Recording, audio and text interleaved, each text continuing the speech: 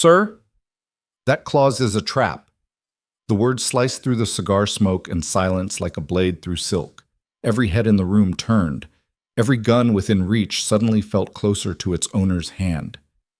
Arya Cole, invisible, forgettable, just the waitress, had just spoken the words that could end her life. But she'd also seen the contract that destroyed her father. And she'd be damned if she'd watch it happen again. If you want to know how a ghost became a weapon, stay until the end. Hit that like button and comment what city you're watching from. I want to see how far this story travels. The private dining room on the 42nd floor of the Obsidian Tower smelled like power. Aged whiskey, Cuban cigars, and the kind of cologne that cost more than most people's monthly rent. Arya Cole moved through it like smoke, refilling glasses that were never quite empty, clearing plates that were barely touched, existing in that peculiar space reserved for service workers in rooms where empires were built and destroyed. Invisible. That was the goal. That was survival. She had been working at Victor Hahn's establishment for exactly 93 days. 93 days of keeping her eyes down, her mouth shut, and her past buried so deep it might as well have been in another lifetime. The Arya who had worn tailored suits and dismantled corporate predators in courtrooms didn't exist anymore. That woman had been erased the moment she'd tried to expose the rot at the heart of Chicago's real estate empire. Now she was just a waitress. A ghost in black slacks and a white button-down, refilling water glasses for men who moved money like chess pieces and treated human lives the same way. "More scotch," grunted Thomas Reeves, Victor's head of security, a mountain of a man with hands that had definitely ended lives. He didn't look at her when he spoke. They never did. "Right away, sir." Arya's hands were steady as she poured. They were always steady now. She'd learned that trick in the early days when the trembling in her fingers threatened to give her away. Fear was a luxury she couldn't afford. Not here. Not in the belly of the beast. Victor Hahn sat at the head of the table, a study in controlled power. Mid-40s, silver threading through jet-black hair, eyes that could dissect a man's soul in seconds. He wore a charcoal suit that probably cost more than her father's funeral, and he wore it like armor. In another life, Arya might have been fascinated by him from an academic standpoint. The psychology of a man who controlled half of Chicago's underground economy while maintaining a veneer of legitimacy through carefully laundered business ventures. But this wasn't another life. This was survival. "The property transfers are clean," said Marcus Chen, Victor's financial advisor, sliding a leather portfolio across the mahogany table. "My guys went through every line. It's airtight."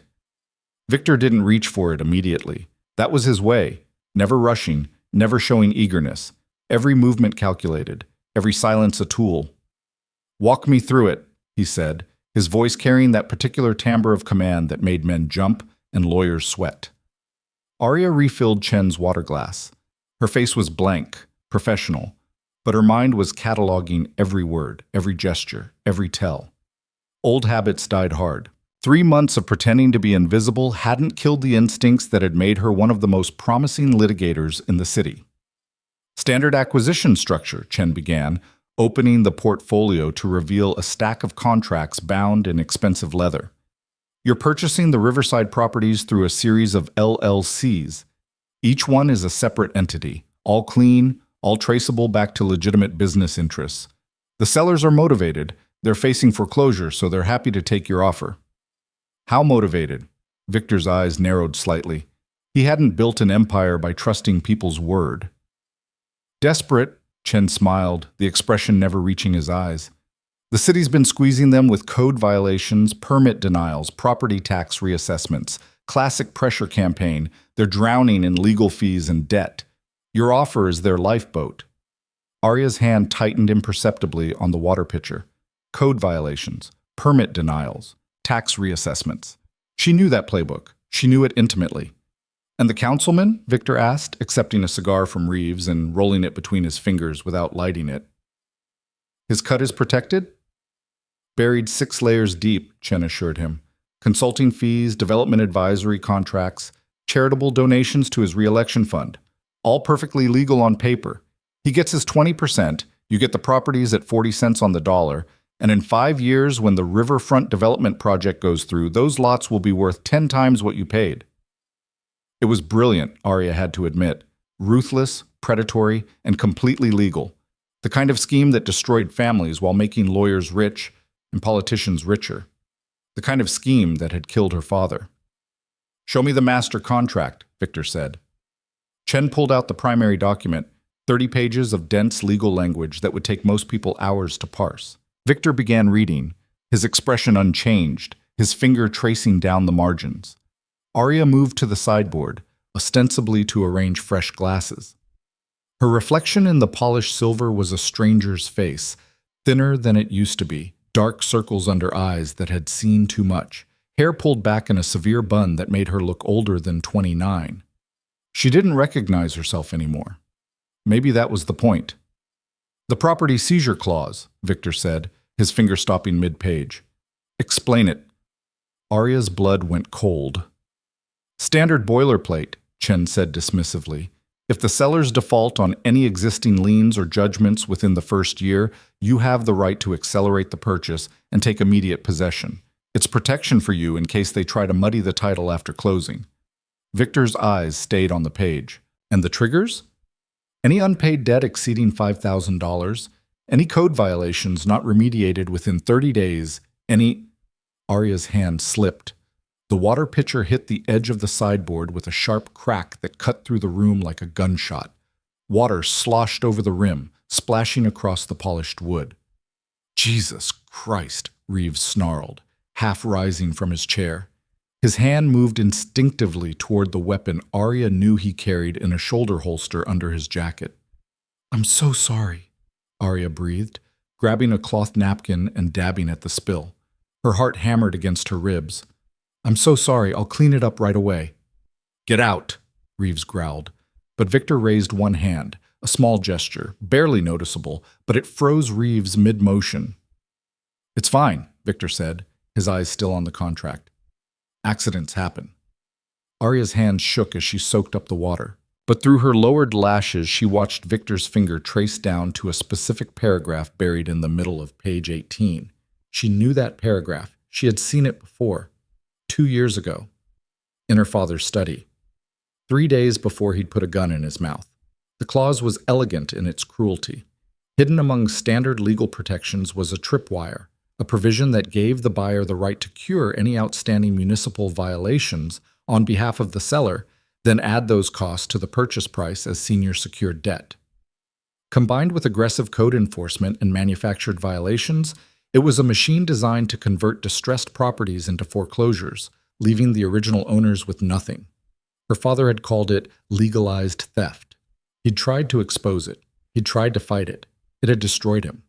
And now she was watching it happen again. Victor reached for his pen.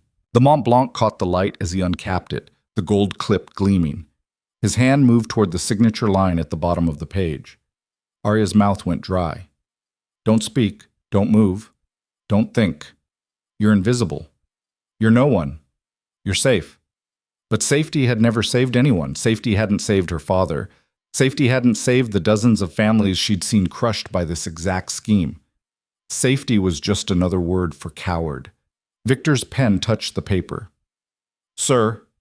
The word came out barely above a whisper, but in the sudden silence of the room, it might as well have been a scream. Every head turned. Reeves was on his feet in an instant, his massive frame blocking her exit. Chen's mouth hung open in shock. The other men around the table, lawyers, advisors, enforcers, stared at her like she'd just sprouted a second head. And Victor slowly, deliberately, set down his pen and looked at her with eyes that could cut through steel. "Did you just interrupt me?" His voice was soft, dangerously soft. Arya's training, years of courtroom battles, of staring down hostile judges and aggressive opposing counsel, warred with every survival instinct screaming at her to apologize, to run, to disappear. She met his eyes. "That clause," she said, her voice stronger now. "Page 18, section 4.7, it's a trap." The silence that followed was absolute. Reeves moved closer, his hand now openly resting on his gun. "Boss, you want me to— Oh, wait." Victor's hand rose again, stopping Reeves cold, but his eyes never left Arya's face. "What did you say?" This was it. The cliff edge, the point of no return. Arya straightened, squaring her shoulders in a gesture that felt foreign after months of making herself small. When she spoke, her voice carried echoes of the courtroom lawyer she used to be. Section 4.7 gives you the right to cure municipal violations on behalf of the sellers, combined with Section 6. 3, the acceleration clause if violations exceed $5,000, and Section 9.2, which allows you to add remediation costs as senior secured debt with a floating interest rate. It's a foreclosure machine. Chen's face went white. How the hell would you know? Someone's been feeding the city attorney's office a list of violations for these properties, Arya continued, her words coming faster now, 3 months of silence breaking like a dam. Manufactured violations, permits pulled retroactively, code interpretations that don't exist in any statute book. Once you sign this, those violations will multiply overnight. The sellers won't be able to cure them. The costs will exceed their equity within weeks. You'll foreclose, they'll lose everything, and whoever's running this scheme from the inside will walk away clean. She pointed at the contract, her finger trembling but her voice steady. Except you won't walk away clean. Because Section 11. 8, buried in the arbitration clause, makes you personally liable for any environmental remediation discovered post-closing, with no cap and no insurance offset, which means whoever's setting this up has already planted environmental violations. The moment you take possession, you'll be on the hook for millions in cleanup costs. The room was so quiet, Arya could hear her own heartbeat. Victor picked up the contract. His eyes moved to page 18, then to page 6, then to page 11. The seconds stretched like hours. Marcus, Victor said finally, his voice like ice. Did you review Section 11.8? Chen's face had gone from white to gray. The environmental provision was standard. My team cleared it. Your team? Victor's smile was terrifying in its emptiness. Call them, now. I want every environmental report for those properties on my desk in 1 hour. Victor, I can explain. 1 hour. Victor's hand moved to his phone. He pressed a single button. Pull the offer on the Riverside properties. Immediately. He ended the call and turned his full attention back to Arya. She had exactly one chance to survive the next 60 seconds. What's your name? Victor asked. Arya Cole? How long have you worked here, Arya Cole? 3 months, sir. And what exactly are you, Arya Cole? Because you're sure as hell not just a waitress. The truth or a lie. Both could kill her, but only one might save her. I was a real estate litigator, Arya said. I specialized in predatory acquisition schemes and municipal fraud, until 2 years ago when I was blacklisted for trying to expose a corruption network running through the city attorney's office and the planning commission. Victor's eyes narrowed. Blacklisted by whom? Councilman Daniel Graves. The name landed like a bomb. Chen actually gasped. Reeves's hand tightened on his weapon. The other men around the table exchanged looks that ranged from shock to naked fear. Jesus Christ, someone whispered. But Victor just smiled. A real smile this time, sharp and predatory and genuinely amused. Councilman Graves, he repeated. The same Councilman Graves who's been pushing the Riverfront Development Project. The same Councilman Graves who's been very helpful in smoothing over certain regulatory challenges for my businesses. The same Councilman Graves, Arya said, her voice hard, who's been running this property theft scheme for at least 5 years. The same one who destroyed my father when he tried to expose it. The same one who's been using men like you as fronts to launder stolen properties while taking a cut and leaving you holding the liability. Victor stood up slowly, buttoning his jacket with deliberate precision. He walked around the table, and Arya had to fight every instinct not to step back. He stopped less than a foot away from her, studying her face like she was a puzzle he was determined to solve. Your father, he said quietly. William Cole, commercial real estate attorney, shot himself 2 years ago after losing his law license and filing for bankruptcy. Arya's throat tightened. You remember? I remember reading about it. Tragic story. Respected attorney, pillar of the community, falls on hard times and takes his own life. Victor's eyes bored into hers. Except that's not what really happened, is it? No, sir.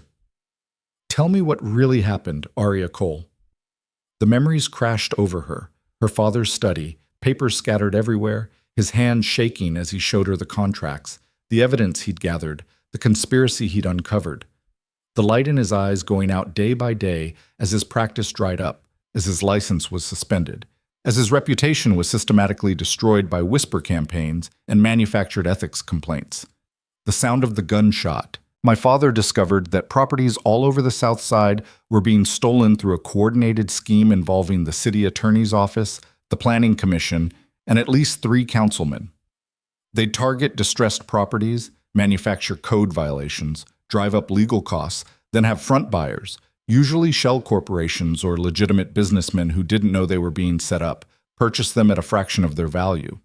The original owners would be left with nothing. The buyers would take on massive hidden liabilities, and the people running the scheme would walk away with millions in kickbacks and resale profits. And your father tried to expose this? He filed bar complaints. He went to the state attorney. He had documentation, contracts, emails, recordings, enough to bring down half the city government. What happened? Arya's voice was flat, emotionless. The only way she could get through this. The state attorney's office buried his complaint. Someone leaked his identity to the people he was investigating. Within a month, he was facing ethics charges for mishandling client funds, completely fabricated but backed by forged documentation. His license was suspended. His clients fled. His partners forced him out of his own firm. She took a breath. 3 months later, he was bankrupt. 6 months after that, he was dead. And you? I tried to continue his work. I had copies of his evidence. I filed my own complaints. I contacted federal investigators. I even reached out to journalists. She laughed bitterly. I was thorough, professional. I followed every rule, filed every form correctly, built an airtight case. Let me guess, Victor said. It didn't matter. Graves has reach, longer reach than I understood. Within weeks, I was radioactive. Firms stopped returning my calls. Interviews got canceled. My own firm, a place I'd worked for 4 years, let me go on a manufactured performance review. I couldn't get hired anywhere, not even document review work. Every door in this city closed in my face. So you became a waitress. I became invisible, Arya corrected, because invisible people don't get destroyed. They don't get noticed. They survive. Victor was quiet for a long moment, his expression unreadable. Then he turned to Reeves. Clear the room. Boss, everyone out, now! The men filed out quickly, silently. Chen cast one last desperate look at Victor before Reeves physically pushed him toward the door. Within seconds, the private dining room was empty except for Arya and Victor. Victor walked to the window, hands clasped behind his back, looking out over the glittering Chicago skyline. Do you know what I am, Miss Cole? Yes, sir. Say it. You're a criminal. You run protection rackets, gambling operations, and money laundering through legitimate business fronts. You've killed people. You've destroyed people. You're everything my father spent his career fighting against. Victor turned around, and to Arya's surprise, he was smiling again. And yet you just saved me from walking into a trap that would have cost me tens of millions of dollars and probably my freedom. Why? The question hung in the air between them. Why had she spoken? Why had she risked everything to save a man who represented everything she should hate? Because, Arya said slowly, what Graves is doing is worse. You're a criminal, but you operate by certain rules. You're violent, but you're honest about what you are. Graves hides behind legitimacy while destroying innocent families. He uses the law, the thing that's supposed to protect people, as a weapon. And he gets away with it because people like him always do. That bothers you. It killed my father. Victor nodded slowly. He walked back to the table and picked up the contract, holding it up to the light. This scheme you described, the property theft network, how big is it? Bigger than you think. My father documented at least 40 properties over 3 years, but that was 2 years ago. By now? Could be hundreds. Hundreds of millions in stolen equity. And the evidence? Destroyed. The state attorney's office claims they lost his files. His backup drives were seized during the ethics investigation and never returned. Everything I had disappeared when my apartment was broken into 6 months ago. They didn't take my laptop or my jewelry, just every document related to the case. So there's no proof. There's no proof that survived, Arya corrected. But the scheme is still running, which means new evidence is being created every day. New victims, new contracts, new paper trails. Victor set down the contract and looked at her with an expression she couldn't quite read. I'm going to make you an offer, Arya Cole, and you're going to think very carefully before you answer. Arya's heart hammered. I'm listening. I want to destroy Councilman Graves. The words were simple, direct, completely shocking. Why? Because he tried to set me up to take a fall. Because he thinks I'm stupid enough to be his patsy. Because I don't like being played. Victor's eyes were cold.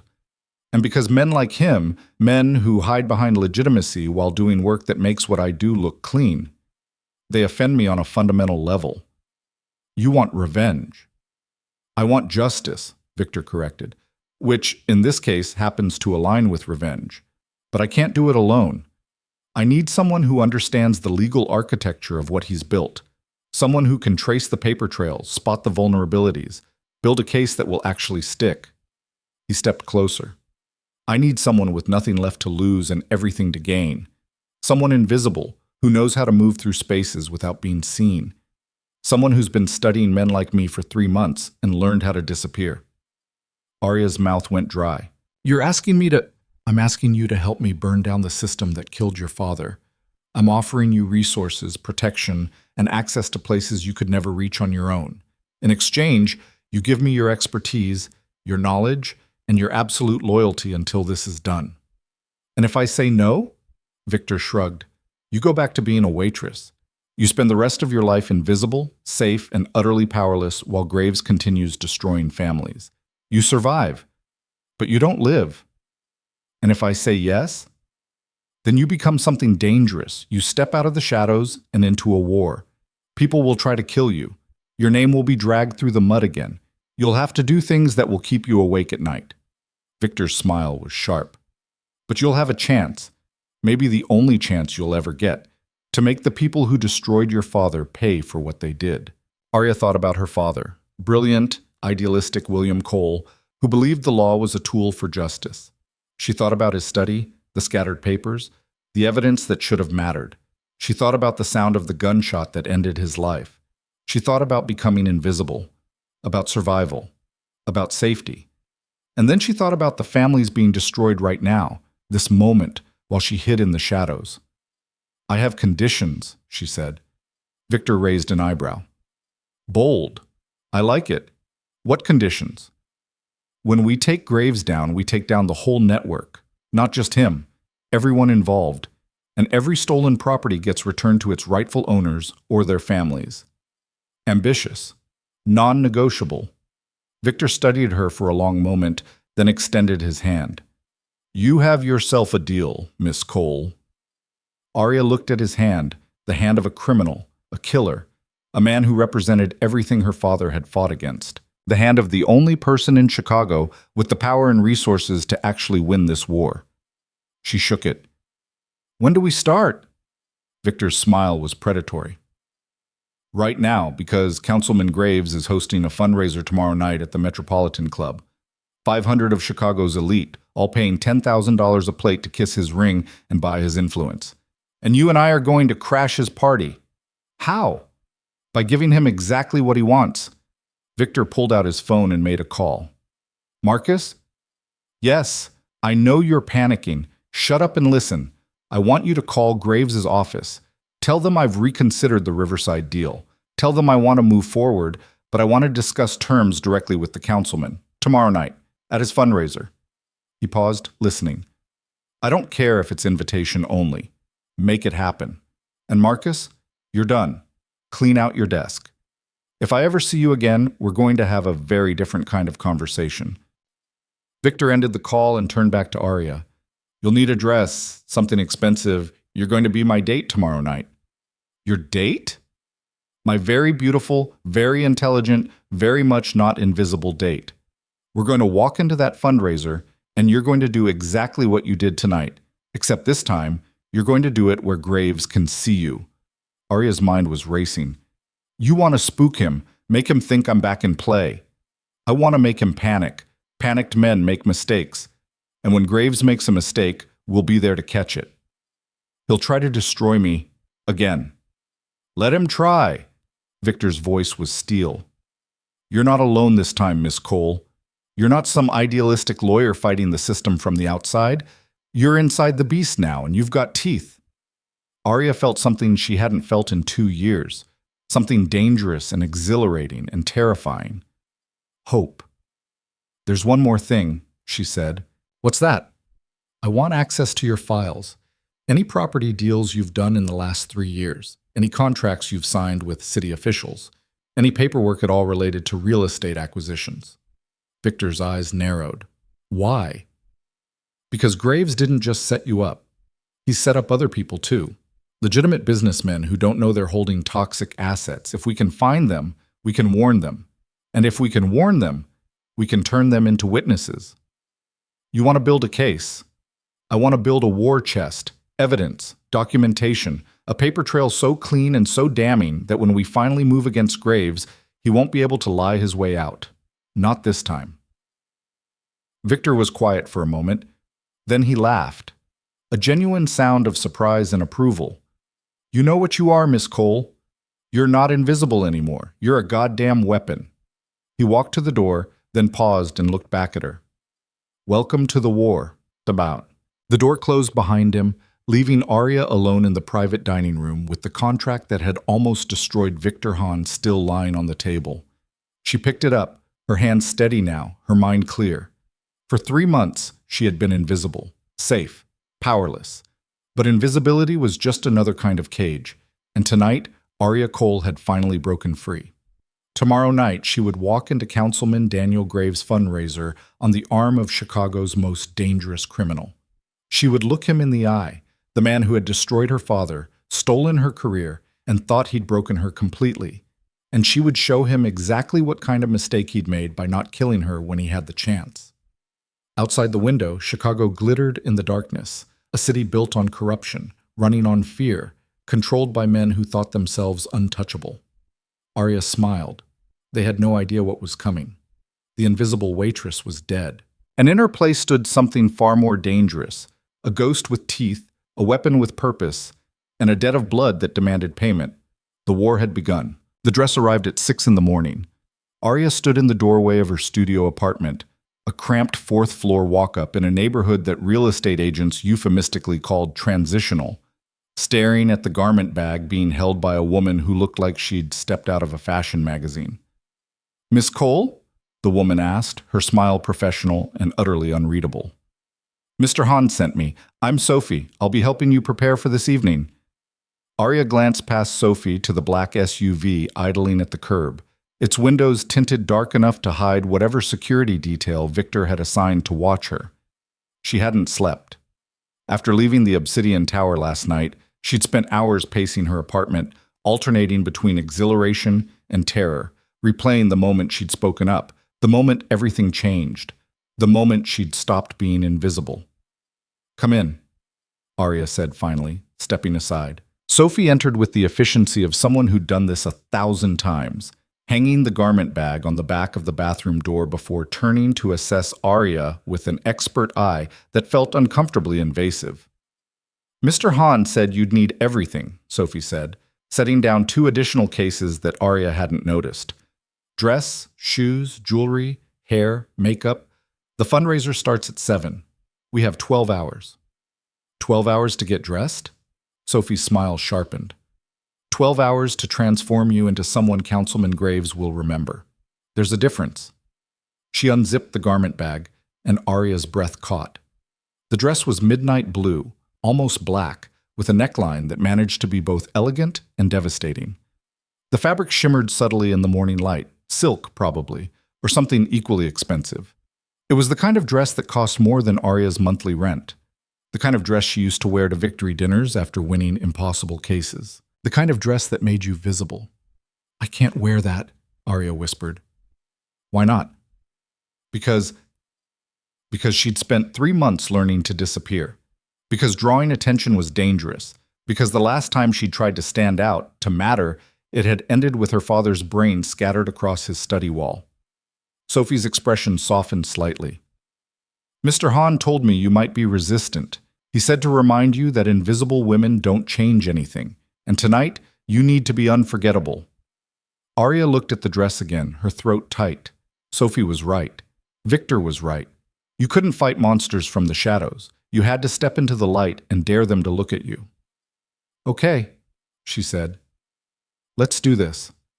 The transformation took exactly as long as Sophie had predicted. Hair, no longer pulled back in a severe bun, but styled in soft waves that framed Arya's face. Makeup, not heavy, but expertly applied to emphasize features Arya had forgotten she had. The dress fit perfectly, hugging curves that months of cheap ramen and stress had sharpened. When Sophie finally turned her toward the mirror at 6:30 that evening, Arya barely recognized herself. The woman looking back at her was the ghost of who she used to be, polished, powerful, present, no longer invisible, no longer trying to be. He's downstairs, Sophie said, checking her phone. Are you ready? Arya took one last look at her reflection. Somewhere in the back of her closet was a box of her father's belongings, papers she'd saved, photos, the fountain pen he'd used to sign important documents. She thought about him now, about what he'd say if he could see her. He'd probably tell her this was insane, that working with a criminal was madness, that the fight wasn't worth her life. But he'd also spent his whole career believing the law could fix anything, and look where that had gotten him. I'm ready, Arya said. The SUV was exactly where Sophie had indicated, and when the driver opened the door, Arya found Victor waiting inside, wearing a tuxedo that probably cost more than a used car. He looked up from his phone as she slid into the seat beside him, and something shifted in his expression. Surprise, perhaps, or appreciation. Miss Cole, he said, you clean up well. So do you. Victor's smile was brief.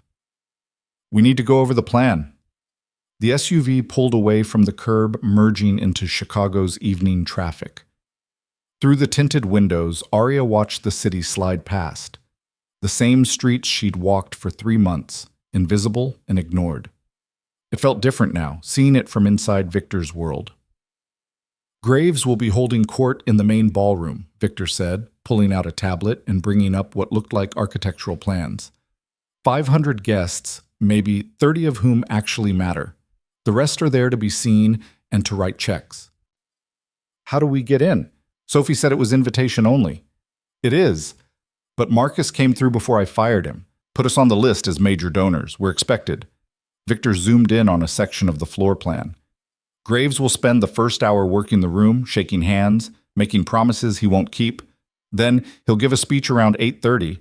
That's when we make our move. What move? Victor looked at her, his eyes hard. We get him alone. We let him see you, and we watch him panic. That's the plan? Make him panic? That's the opening move. Graves is smart, but he's also arrogant. He thinks he destroyed you completely. Seeing you on my arm at his fundraiser, looking like you belong there, it's going to terrify him. Because if you're with me, that means you're not broken, which means you're dangerous. Arya processed this. You want him to wonder what I told you. I want him to know what you told you. I want him lying awake tonight wondering how much evidence you have, how deep your knowledge goes, what connections you've made. Victor's smile was cold. Fear makes men stupid, and stupid men make mistakes we can exploit. And if he decides the simplest solution is to kill me, then he'll have to go through me first, and that's a war he can't win. The certainty in Victor's voice should have been comforting. Instead, it reminded Arya exactly who she was sitting next to, a man for whom violence was a tool, casually deployed. There's something you should know, Arya said carefully, about Graves. He doesn't just destroy people legally. My father wasn't the only one who tried to expose him. There was a journalist 2 years before that. She disappeared. Officially, she moved to Seattle and changed careers. Unofficially, she's dead. Probably. Victor nodded slowly. Good to know. Anyone else I should be aware of? A state investigator named Richard Torres. He was looking into municipal corruption. Had a heart attack 8 months into his investigation. He was 34 and ran marathons. Not a heart attack. Almost certainly not a heart attack. The SUV slowed as they approached the Metropolitan Club. its facade glowing with warm light. A red carpet stretched from the street to the entrance, flanked by photographers and curious onlookers. Arya's stomach tightened. "Last chance to back out," Victor said quietly. "Once we walk through those doors, there's no going back. Graves will know you're alive. He'll know you're active, and he'll come after you with everything he has." Arya thought about her father, about the families losing their homes right now, while men in expensive suits congratulated themselves on their business acumen. About 2 years of hiding, of being invisible, of surviving but not living. "Let him come," she said. Victor's smile was genuine this time, impressed, perhaps even proud. "That's my girl." The driver opened the door, and suddenly they were in the lights, the cameras, the noise. Victor stepped out first, then offered his hand to Arya. She took it, feeling the strength in his grip as he helped her from the SUV. Flashbulbs exploded. Questions were shouted. Arya kept her face neutral, her spine straight, channeling every courtroom appearance she'd ever made. Beside her, Victor moved with the easy confidence of someone who knew cameras couldn't touch him. They walked up the red carpet together, and Arya felt eyes following them, curious, speculative, hungry for gossip. She'd forgotten what this felt like, being seen, being present, being alive. The Metropolitan Club's interior was exactly as ostentatious as Arya remembered from the few events she'd attended in her previous life. Crystal chandeliers, marble floors, gold leaf on every surface that could support it. The ballroom was packed with Chicago's elite, all dressed in their finest, all pretending the money they were donating tonight wasn't buying influence and access. "Mr. Hahn," a voice called out, and Arya turned to see a silver-haired man in a tuxedo approaching with a smile that didn't reach his eyes. "What a pleasant surprise. We weren't expecting you." "Gerald," Victor said smoothly, shaking the man's hand. "Wouldn't miss it. The councilman's done so much for business in this city." Gerald's eyes slid to Arya, curiosity playing on his face. "And who is this lovely creature?" "Arya Cole," Victor said, his hand settling possessively on the small of her back. "My associate." Something flickered across Gerald's face. Recognition, maybe, or confusion. Arya kept her expression pleasant and utterly empty. "Cole," Gerald repeated. "That name sounds familiar." "I have one of those faces," Arya said lightly. They moved deeper into the ballroom, and Arya felt the moment it happened, the ripple of recognition spreading through the crowd like a stone dropped in still water. Whispers, sidelong glances. People who'd known her before, who'd watched her fall, now seeing her rise from the ashes on the arm of one of the city's most dangerous men. "They remember you," Victor murmured. "Some of them." "Good. Let them wonder." A waiter passed with champagne, and Victor took 2 glasses, handing one to Arya. She accepted it but didn't drink. She needed to be sharp tonight, clear, ready. "There," Victor said quietly, and Arya followed his gaze across the ballroom. Councilman Daniel Graves stood near the far wall, surrounded by a cluster of admirers.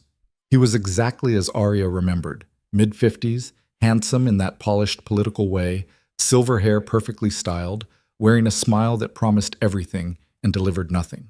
He was laughing at something someone had said, his hand resting on the shoulder of a younger man in an expensive suit. Arya's hands tightened on her champagne flute. This was the man who'd destroyed her father, who'd stolen homes and families and futures, who'd walked through the world untouchable, protected by money and power and the willful blindness of people who benefited from looking away. "Easy," Victor said, his voice low. "We need him rattled, not warned." "I know." But knowing and feeling were different things. Arya had spent 2 years imagining this moment, seeing Graves again, confronting him, making him pay. In her fantasies, she'd been eloquent and devastating, reducing him to rubble with words alone. Now, standing in the same room with him, she just felt cold. "He hasn't seen you yet," Victor observed. "Let's change that."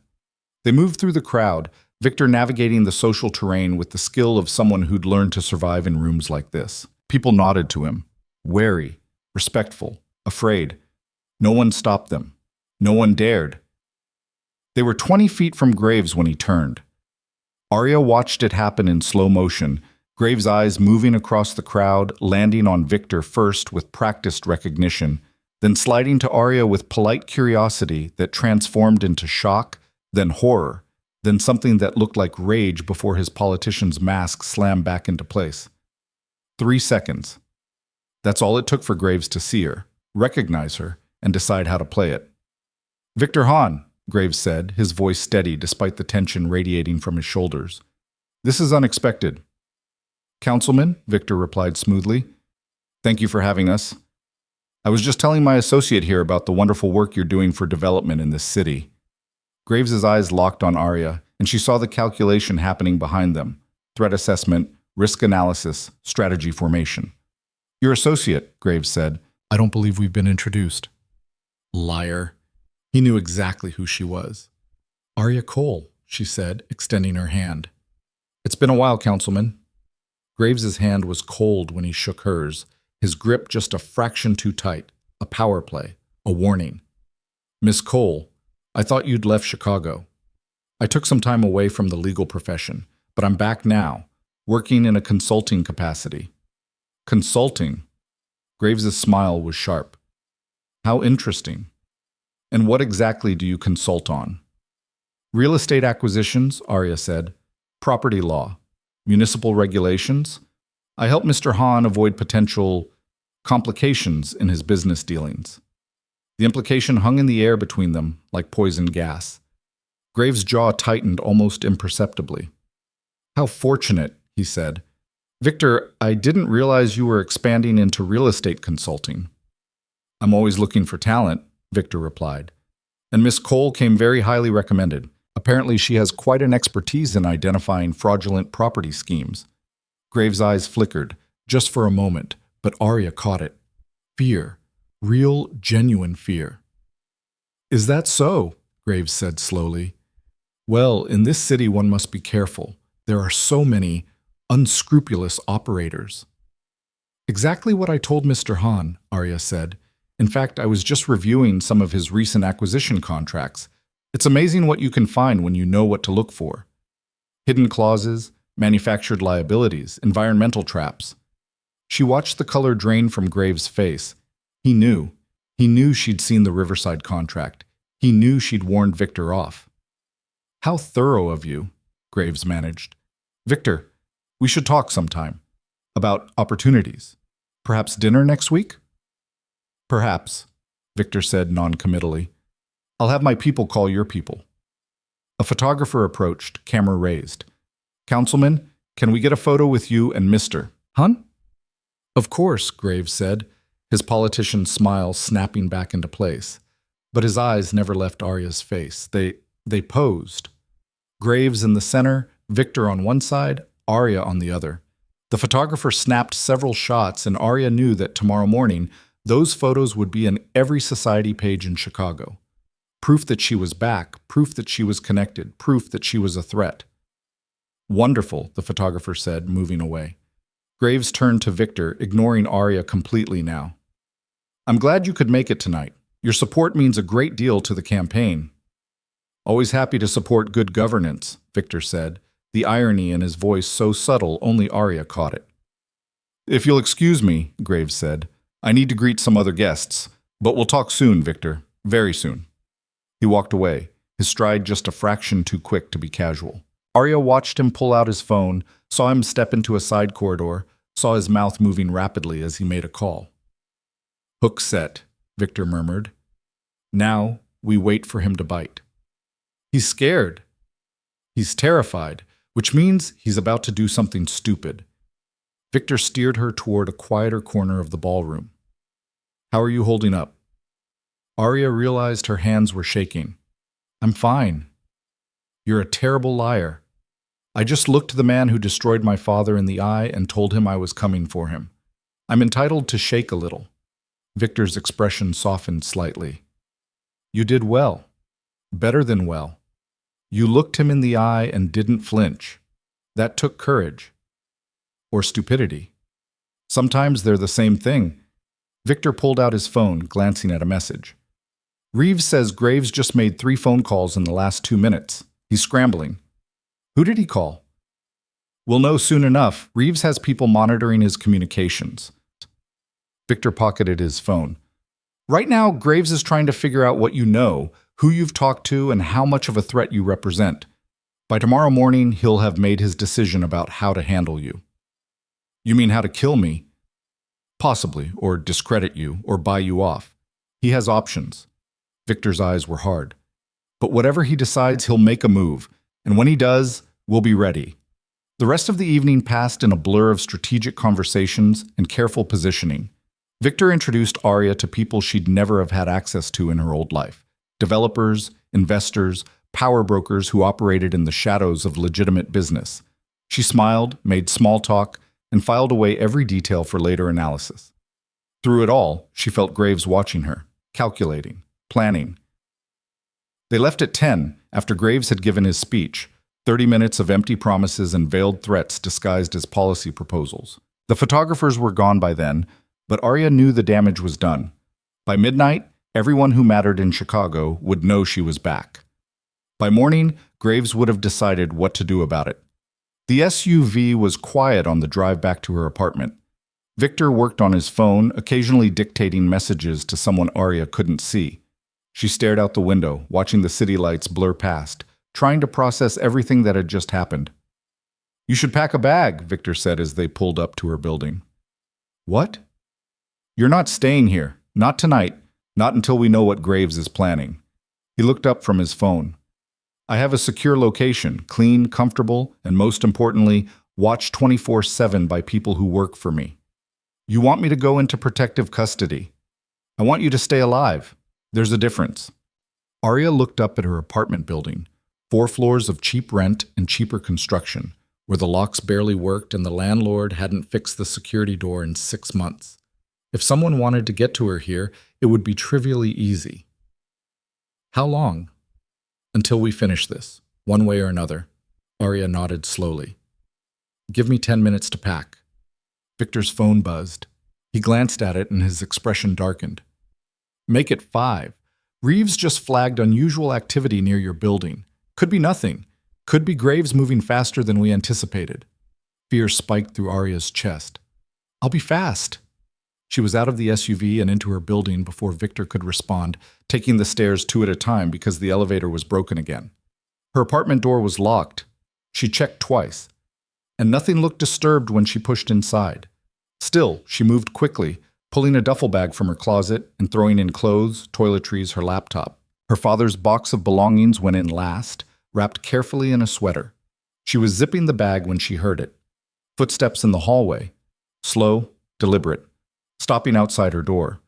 Arya froze, her heart hammering. The footsteps stopped. For a long moment there was only silence. Then the doorknob rattled. Someone was testing the lock. Arya's phone was in her hand before she'd consciously decided to grab it. She texted Victor. "Someone's outside my door." The response came instantly. "On our way. Don't open it." The doorknob stopped rattling. More silence. Then a voice, muffled but audible through the thin door.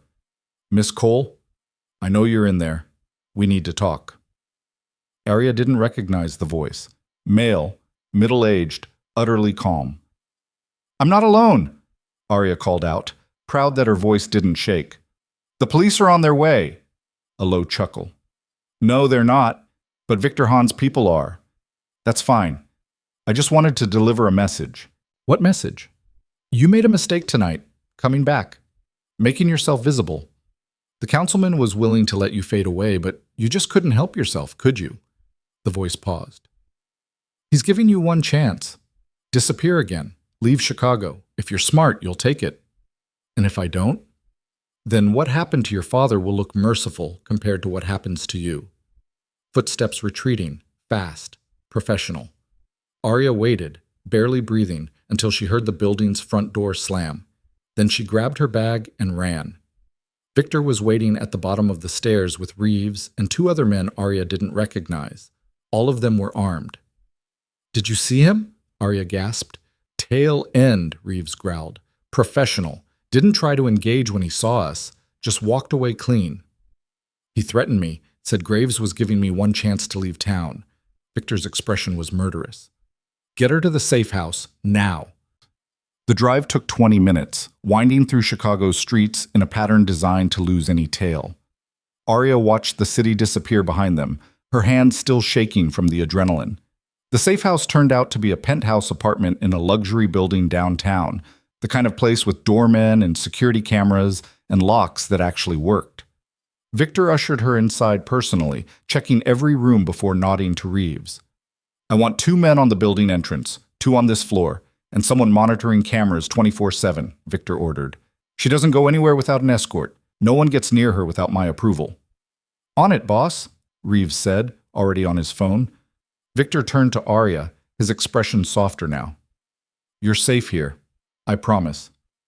He threatened to kill me. I know. Less than 6 hours after we showed up at that fundraiser. That's how fast he moved. Which means we rattled him even more than I expected. Victor poured 2 glasses of scotch from a crystal decanter and handed one to Arya. This is good. This means he's scared enough to make sloppy moves. Arya took the scotch but didn't drink it. It also means he's willing to kill me to protect himself. He was always willing to kill you. The question is whether he's willing to start a war with me to do it. Victor's smile was cold. And I don't think he is. Not yet. What happens now? Now we escalate. You spent tonight making him panic. Tomorrow, we start gathering evidence. Real evidence. The kind that sticks. Victor pulled out his phone. I'm going to give you access to everything. Every contract I've signed in the last 3 years. Every property deal. Every city official I've paid off. You're going to go through it all and find the connections to graves.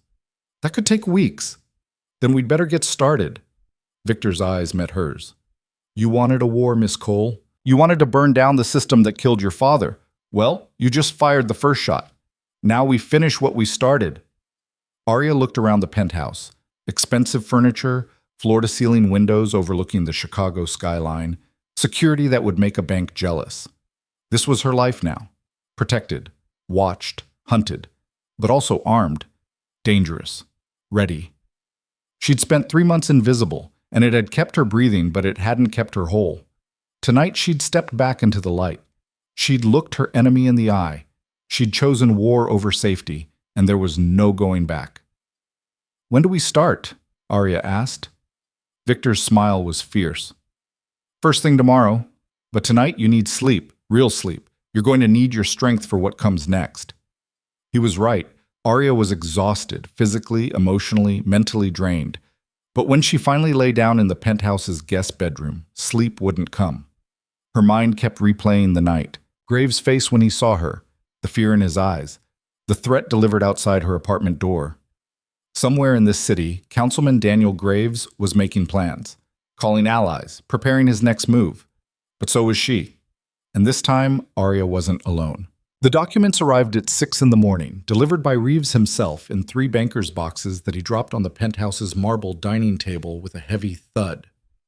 Everything from the last 3 years, he said, eyeing Arya with the same suspicion he'd had since the moment she'd opened her mouth in Victor's dining room.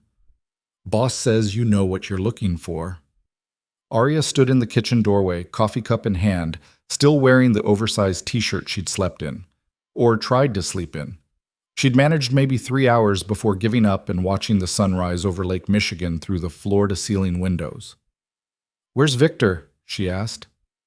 Handling business. He'll check in later. Reeves moved toward the door, then paused. Those 2 guys outside? They're not here to keep people out. They're here to keep you in. Don't get any ideas about leaving. I wasn't planning on it. Reeves grunted, unconvinced, and left. Arya set down her coffee and approached the boxes like they were live explosives. Because in a way, they were. These documents represented 3 years of Victor Hahn's criminal enterprise.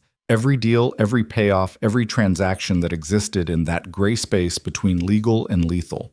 If the wrong people got their hands on this material, Victor would spend the rest of his life in prison. And he just handed it all to her. The first box contained property acquisitions. Arya pulled out a file at random and started reading. The contract was dated 18 months ago, a warehouse purchase on the south side, buyer listed as Meridian Development LLC.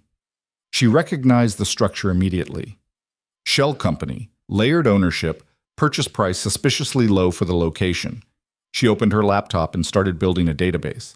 Property address, purchase date, buyer entity, seller information, known liens, suspicious clauses. By noon, she'd processed 43 files and found the pattern. Every single acquisition had been undervalued. Every seller had been facing code violations or permit issues, and every deal had been facilitated by the same law firm, Whitmore and Associates, a mid-sized practice that specialized in municipal law. Aria pulled up Whitmore and Associates' website. The senior partner's biography made her stomach clench. James Whitmore had served as deputy city attorney before entering private practice. His areas of expertise included zoning law, environmental compliance, and property taxation. And his largest client, according to a trade publication article from 2 years ago, was Councilman Daniel Graves. She was reaching for her phone to call Victor when the penthouse door opened. Victor walked in carrying takeout bags and looking like he'd already put in a full day's work despite it being barely past lunch. "Please tell me you've found something," he said, setting the bags on the kitchen counter. Whitmore and Associates. Aria turned her laptop toward him. "They've facilitated every property deal you've made in the last 3 years, and they're Graves' primary legal counsel." Victor's expression darkened as he scanned the screen. "Son of a bitch. I've been paying them for due diligence, and they've been setting me up the whole time. Not just setting you up, documenting everything. Every deal you've made through them creates a paper trail that ties you directly to Graves' schemes." Aria pulled up another file. "Look at this warehouse purchase. The seller was cited for environmental violations 3 days after you closed. Violations that would have shown up in any legitimate environmental assessment, which Whitmore's firm handled. Which means they knew about the violations and hid them from you. When those violations come to light, you're on the hook for remediation costs that could run into millions. And Graves stays clean because officially, he has nothing to do with your property holdings." Victor was quiet for a long moment, his jaw working. Then he pulled out his phone and made a call. "James Whitmore's office, please." A pause. "This is Victor Hahn. I need to speak with him immediately about the Riverside properties." Another pause, longer this time. "I don't care if he's in a meeting. Get him on the phone now, or I'm coming to your office and we'll have a very different conversation." 30 seconds later, a voice came through the phone, smooth, professional, carefully neutral. "Mr. Hahn, I wasn't expecting to hear from you so soon after our meeting yesterday." "We didn't have a meeting yesterday, James." "Of course we did. You called about reconsidering the Riverside deal. We discussed terms." Victor's eyes locked on Aria's. "That wasn't me. Who called you?" A hesitation. "Mr. Hahn, I'm not sure what game you're playing, but answer the question. Who contacted you about the Riverside properties yesterday?" "Your financial advisor, Marcus Chen. He said you wanted to move forward but needed some contract modifications." Whitmore's voice had gone wary. "Is there a problem? Did Chen ask you to modify Section 11.8, the Environmental Liability Clause?" Silence on the other end of the line, long enough to be damning. "James, I'm going to ask you one more time. Did Marcus Chen ask you to bury environmental violations in the Riverside contracts?" "Mr. Hahn, I don't appreciate your tone. If you have concerns about your legal representation, perhaps we should schedule a formal meeting to discuss." "You're fired, effective immediately. I want every file you have on my properties delivered to my office by end of business today, or I'm filing a bar complaint that will end your career." "You can't just—" Victor ended the call and looked at Aria. "Chen was working with them, with Graves. He's been feeding information about my acquisitions directly to Whitmore, who's been structuring deals to maximize my liability. Which means Graves has been planning this for a while. Years, probably." Aria's mind was racing. "How much do you think Chen knows about your other operations? The ones that aren't exactly legal?" Victor's expression went ice cold. "Enough to be a problem."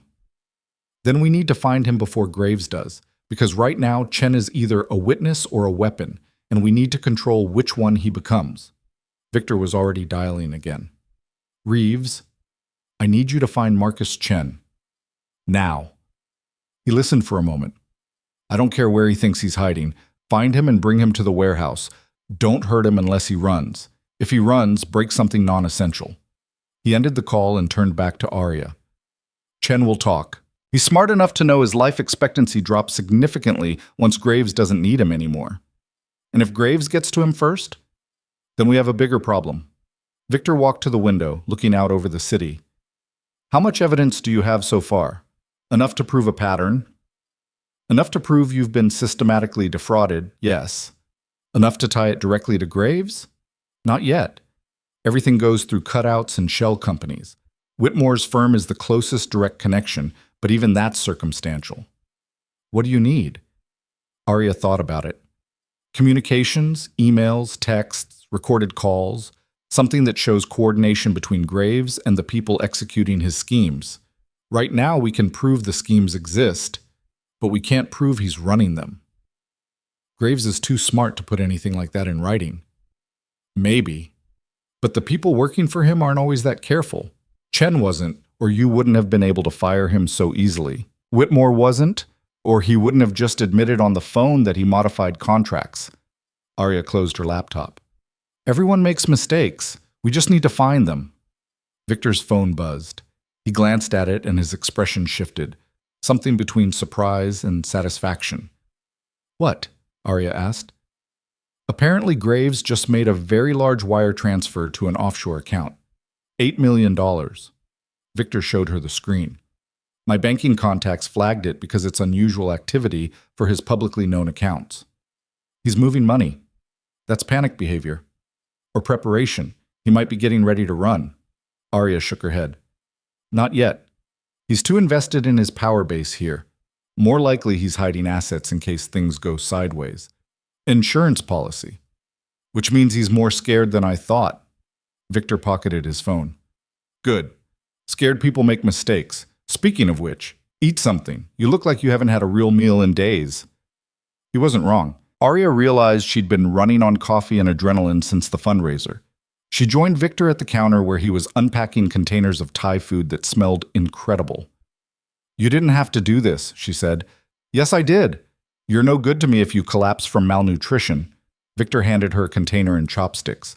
Besides, I need you sharp for what comes next. Which is?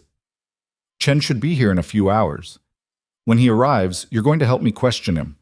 I need to know everything he told Graves, everyone he's been talking to, every piece of evidence that might exist. Arya paused mid-bite. You want me to interrogate him? I want you to talk to him, lawyer to lawyer. Make him understand that cooperating with us is his only path to survival. Victor's smile was thin. I'll handle the more persuasive aspects if necessary. I'm not going to watch you torture someone. I'm not going to torture him. I'm just going to make it very clear what happens if he doesn't cooperate. There's a difference. Arya wasn't sure she believed that, but she also wasn't sure she cared. Chen had betrayed Victor, sure, but more importantly, he'd been complicit in Graves' schemes. How many families had lost their homes because Chen had helped structure fraudulent deals? How many lives had been destroyed? Fine, she said. But I do the talking first. If he's smart, he'll realize cooperation is his best option without you having to threaten him. And if he's not smart, then you can do whatever you think is necessary, as long as I don't have to watch. They ate in silence for a while, Arya's mind already working through the questions she'd ask Chen, the pressure points she'd exploit. She'd interrogated hostile witnesses before in depositions and trials. This wouldn't be that different, except for the part where if Chen didn't talk, he'd probably end up dead. Can I ask you something? Arya said finally. Depends on the question. Why are you really doing this? Going after Graves? It's not just because he tried to set you up. You could have walked away from the Riverside deal and been fine. So why risk a war? Victor set down his chopsticks and looked at her for a long moment. You ever notice how this city works? The people with power, they take what they want and face no consequences. They hide behind legitimacy while doing things that make what I do look clean. At least I'm honest about being a criminal. That doesn't answer my question. Graves represents everything I hate about this world. He wraps himself in respectability while destroying people who can't fight back. He uses the law as a weapon, and he gets away with it because people like him always do. Victor's voice was hard. I've done terrible things, Miss Cole.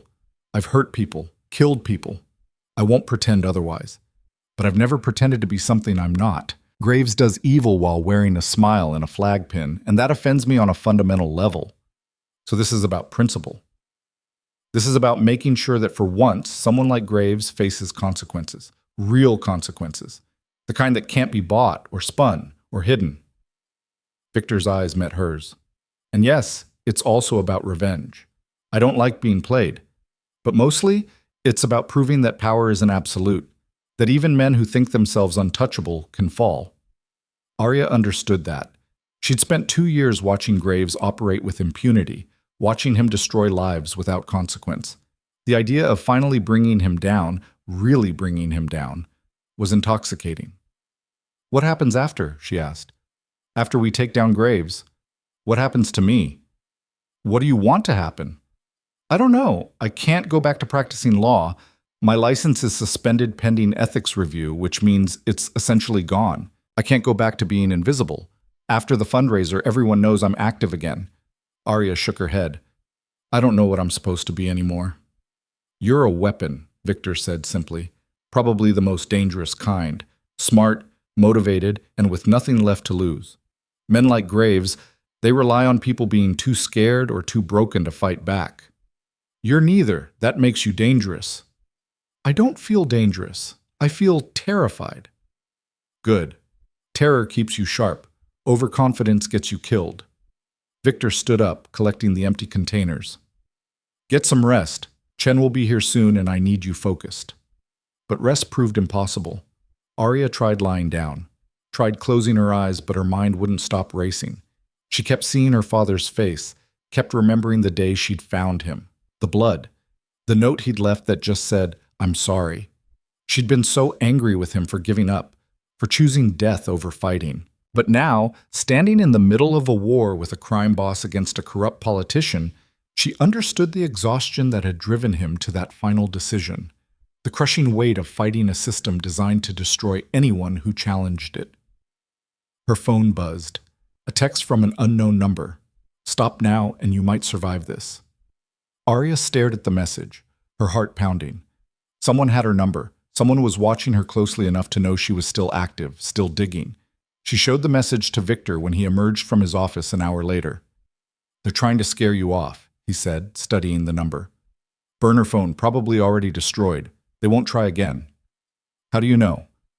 Because next time they contact you, it won't be a warning. It'll be action. Victor handed back her phone. Which means we're running out of time. Graves is moving toward endgame. We need to move faster. As if on cue, the penthouse door opened and Reeves walked in, followed by 2 of Victor's men escorting Marcus Chen between them. Chen looked terrible, pale, sweating, eyes wide with barely contained panic. Found him in a motel out by O'Hare, Reeves reported. Packed bags, fake passport, $50,000 in cash. He was getting ready to run. Victor's expression was carved from ice. Marcus, I'm disappointed. After all we've been through together, you were just going to disappear without saying goodbye?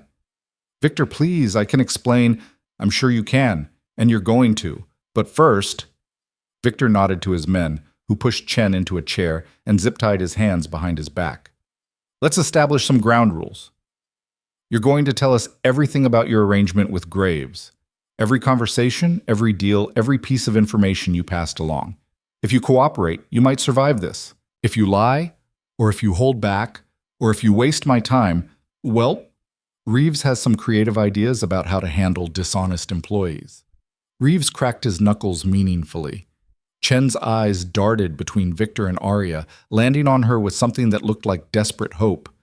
You're a lawyer. You can't let them do this. This is kidnapping, assault. You took an oath. My oath was to uphold the law, Arya said coldly, walking closer. You helped destroy families. You facilitated fraud. You enabled a system that killed my father. So don't talk to me about oaths, Marcus. Talk to me about Graves. Chen's face crumpled. He approached me 2 years ago. Said he had opportunities for people willing to be flexible about compliance.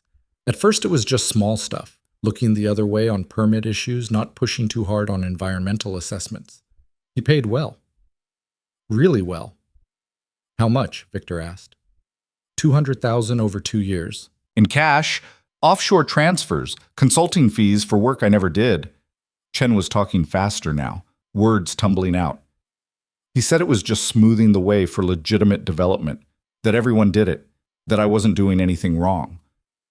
When did it escalate? Arya asked. 6 months ago. He told me about the Riverside properties, said if I could get Victor interested, structure the deals right, there'd be a bonus. $500,000. Chen looked at Victor with pleading eyes. I didn't know they were setting you up, I swear. I thought it was just another development deal. Liar, Victor said flatly. You knew about Section 11.8. You knew about the environmental violations. You specifically told me the contracts were clean. I didn't know the extent. Graves said there might be some minor remediation costs, but nothing major. I didn't know he was planning to dump millions in liability on you. Arya leaned in. What else did you tell Graves? What does he know about Victor's other operations? Chen went even paler. Nothing, I swear. I only had access to the real estate deals. I didn't know anything about the other stuff. But you suspected. Everyone suspects. But I never asked, and Victor never told me. I kept that part of my life separate. Victor circled behind Chen's chair, and Arya saw the other man flinch. Here's what's going to happen, Marcus.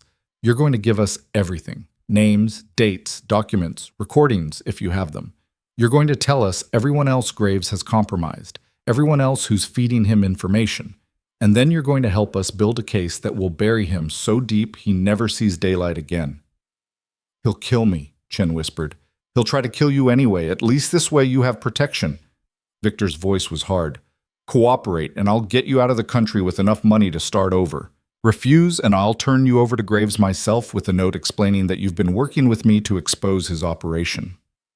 That's not a choice. That's a death sentence. Exactly. Which is why you're going to be very smart and pick the option where you survive. Victor nodded to Reeves. Take him to the warehouse. Set him up with a laptop and make him write down everything he knows. Everything. If he stops writing, remind him what happens to people who disappoint me. Reeves grabbed Chen by the arm and hauled him up. Chen looked at Arya one last time, desperation clear in his eyes. Please. I made mistakes, but I'm not a bad person. I was just trying to get rich while people lost their homes, Arya finished. Yeah, I got it. You're going to help us fix what you broke, or you're going to find out exactly how forgiving Victor isn't. Your choice. They dragged Chen out, his protests fading as the door closed. Arya realized her hands were shaking. She'd just participated in a kidnapping, threatened a man with violence, become complicit in exactly the kind of intimidation tactics she'd spent her career fighting against. Having second thoughts? Victor asked quietly. About Chen? No.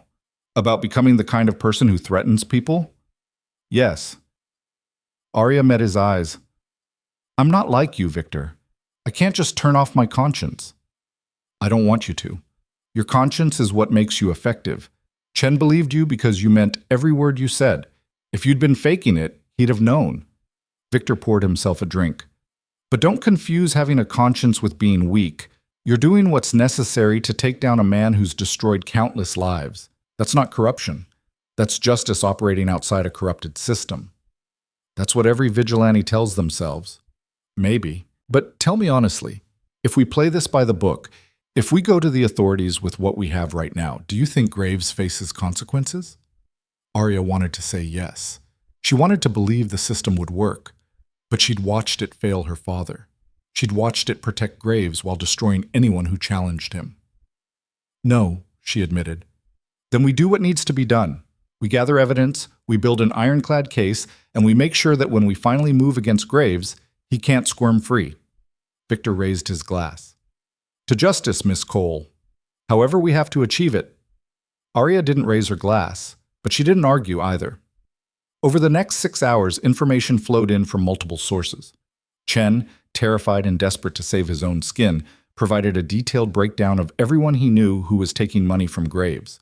The list was stunning. City inspectors, permit office clerks, environmental assessors, tax appraisers, an entire network of low-level corruption that facilitated the larger schemes. Reeves' surveillance team reported that Graves had made 17 phone calls in the last 12 hours, including 3 to offshore numbers that couldn't be traced. Money was moving, people were being mobilized, and the pressure was building toward something explosive. And then, at just past midnight, Arya's laptop pinged with an email notification. The sender was anonymous. The subject line read, "You wanted proof." Arya's hand hovered over the mouse, every instinct screaming trap. But curiosity won out. She clicked. The email contained a single attachment, a video file dated 3 weeks ago. She downloaded it, scanned it for malware, and hit play. The video showed a conference room she didn't recognize. 2 men sat at a table. One was Councilman Graves, the other was James Whitmore. And they were discussing in explicit detail how to structure the Riverside deal to maximize Victor's liability while protecting Graves' interests. "This is incredible," Arya breathed, watching Graves explain exactly how the environmental violations would be planted and documented. "This is a full confession, on video." Victor appeared behind her, watching over her shoulder. "Where did this come from?" "I don't know. Anonymous email." Arya paused the video. "Could be a setup. Could be someone trying to help us. Could be—" Her phone rang. Unknown number. She answered without thinking. "Hello? Miss Cole?" The voice was male, older, vaguely familiar. "I hope you received my gift." "Who is this?" "Someone who also wants to see Daniel Graves destroyed. Someone who's been watching him operate for longer than you've been alive." A pause. "Your father was a good man. What happened to him was a tragedy. I'm sorry I couldn't help him then, but I can help you now." Arya's throat tightened. "How did you know my father?" "We worked together briefly, before he was targeted. I tried to warn him that Graves was too powerful, too connected. He wouldn't listen. I survived by learning when to fight and when to hide." The voice grew harder. "But I'm done hiding. That video is just the beginning. I have more. Names, dates, financial records, everything you need to bury Graves and everyone working with him." "Why now? Why help me?"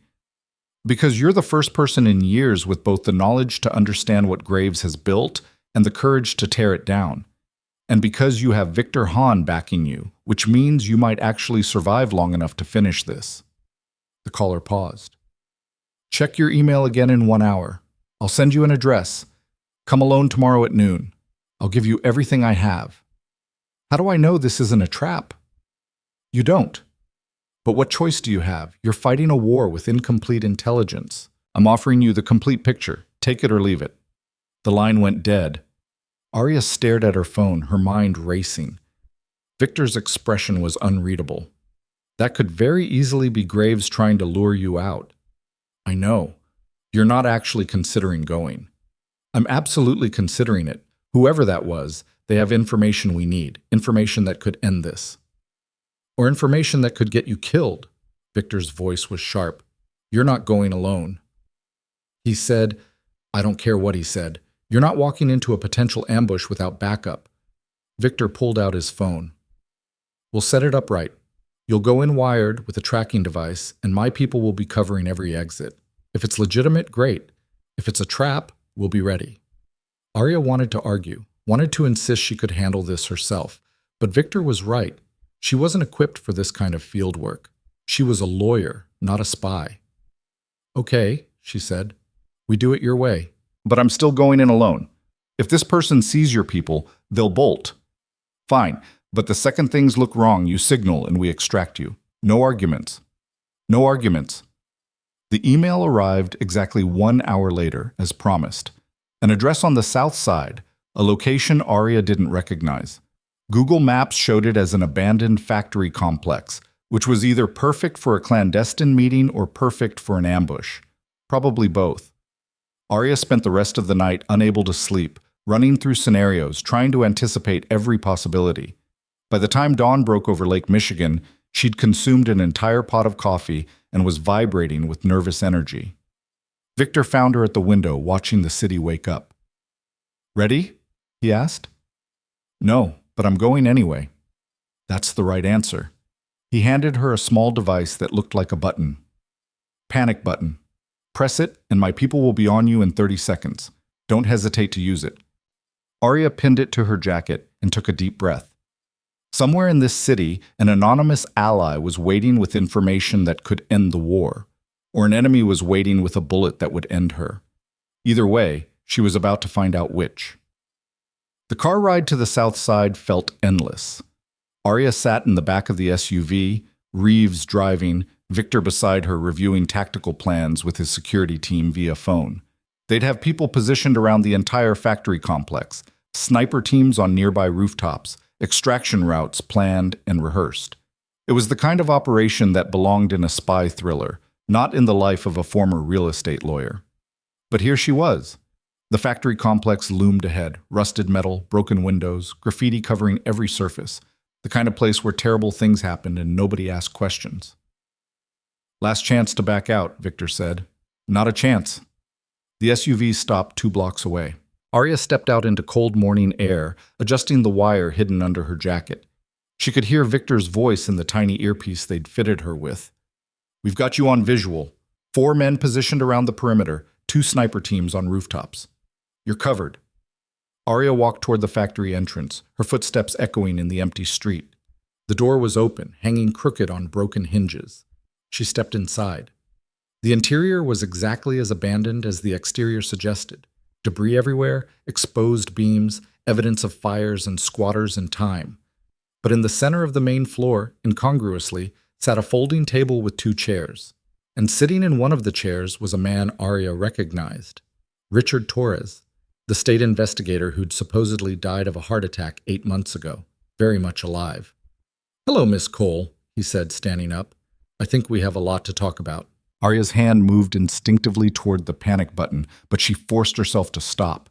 Richard Torres stood 20 feet away, hands visible and empty, looking older and thinner than the photos she'd seen from his investigative days. He'd aged a decade in 8 months. You're supposed to be dead, Arya said, her voice echoing in the cavernous space. That was the idea. Torres gestured to the empty chair. Please sit. We don't have much time, and there's a lot you need to understand. In her ear, Victor's voice crackled. Do not sit down. Stay mobile. We can't get a clean shot if he makes a move. Arya ignored him and walked to the table, pulling out the chair but remaining standing. How are you alive? Because I was smart enough to die before Graves could kill me for real. Torres sat back down, producing a worn leather messenger bag from beneath the table. 8 months ago, I was closing in on the property theft network. I had documentation, witnesses, everything I needed to bring charges. Then someone tried to run me off the road on Lakeshore Drive. The heart attack was staged. The paramedics who responded were people I trusted, former military, now working private security. They got me out of the city while my friends in the medical examiner's office created a very convincing death certificate. Torres's smile was bitter. Turns out faking your death is easier when you have proof that staying alive will get you killed. Why come forward now? Because you're the first person since your father who's had the courage and the resources to actually fight back. And because I'm tired of hiding. He pushed the messenger bag across the table. Everything I had when I disappeared is in here. Financial records showing payoffs to city officials. Emails documenting coordination between Graves and his network. Recordings of conversations where they explicitly discuss manufacturing code violations. Arya's hands trembled as she opened the bag. Inside were file folders, USB drives, a worn notebook filled with handwritten notes. Years of investigative work. This is everything you need to prove Graves has been running a criminal enterprise out of City Hall for at least 6 years. Maybe longer. Torres leaned forward. But it comes with a price. What price? My testimony. I'm willing to come back from the dead and testify, but only if you can guarantee that when this goes public, Graves goes down. Not just loses his position, not just gets censured. I want him in prison, his network destroyed, and everyone who enabled him exposed. In her ear, Victor's voice was urgent. Something's wrong. Heat signatures showing movement on the north side of the building, multiple contacts. Arya's heart rate spiked. Are we alone right now? Torres's expression shifted. What do you mean? Are there other people in this building? No, why would... Torres went pale. Someone followed you. Who knew you were meeting me? No one. I've been careful. Paranoid even. I've been living off-grid for 8 months, moving every few weeks, using burner phones. Torres stood up quickly. We need to leave. Now. The sound of a door slamming echoed through the factory. Victor's voice in her ear was clipped, professional, deadly calm.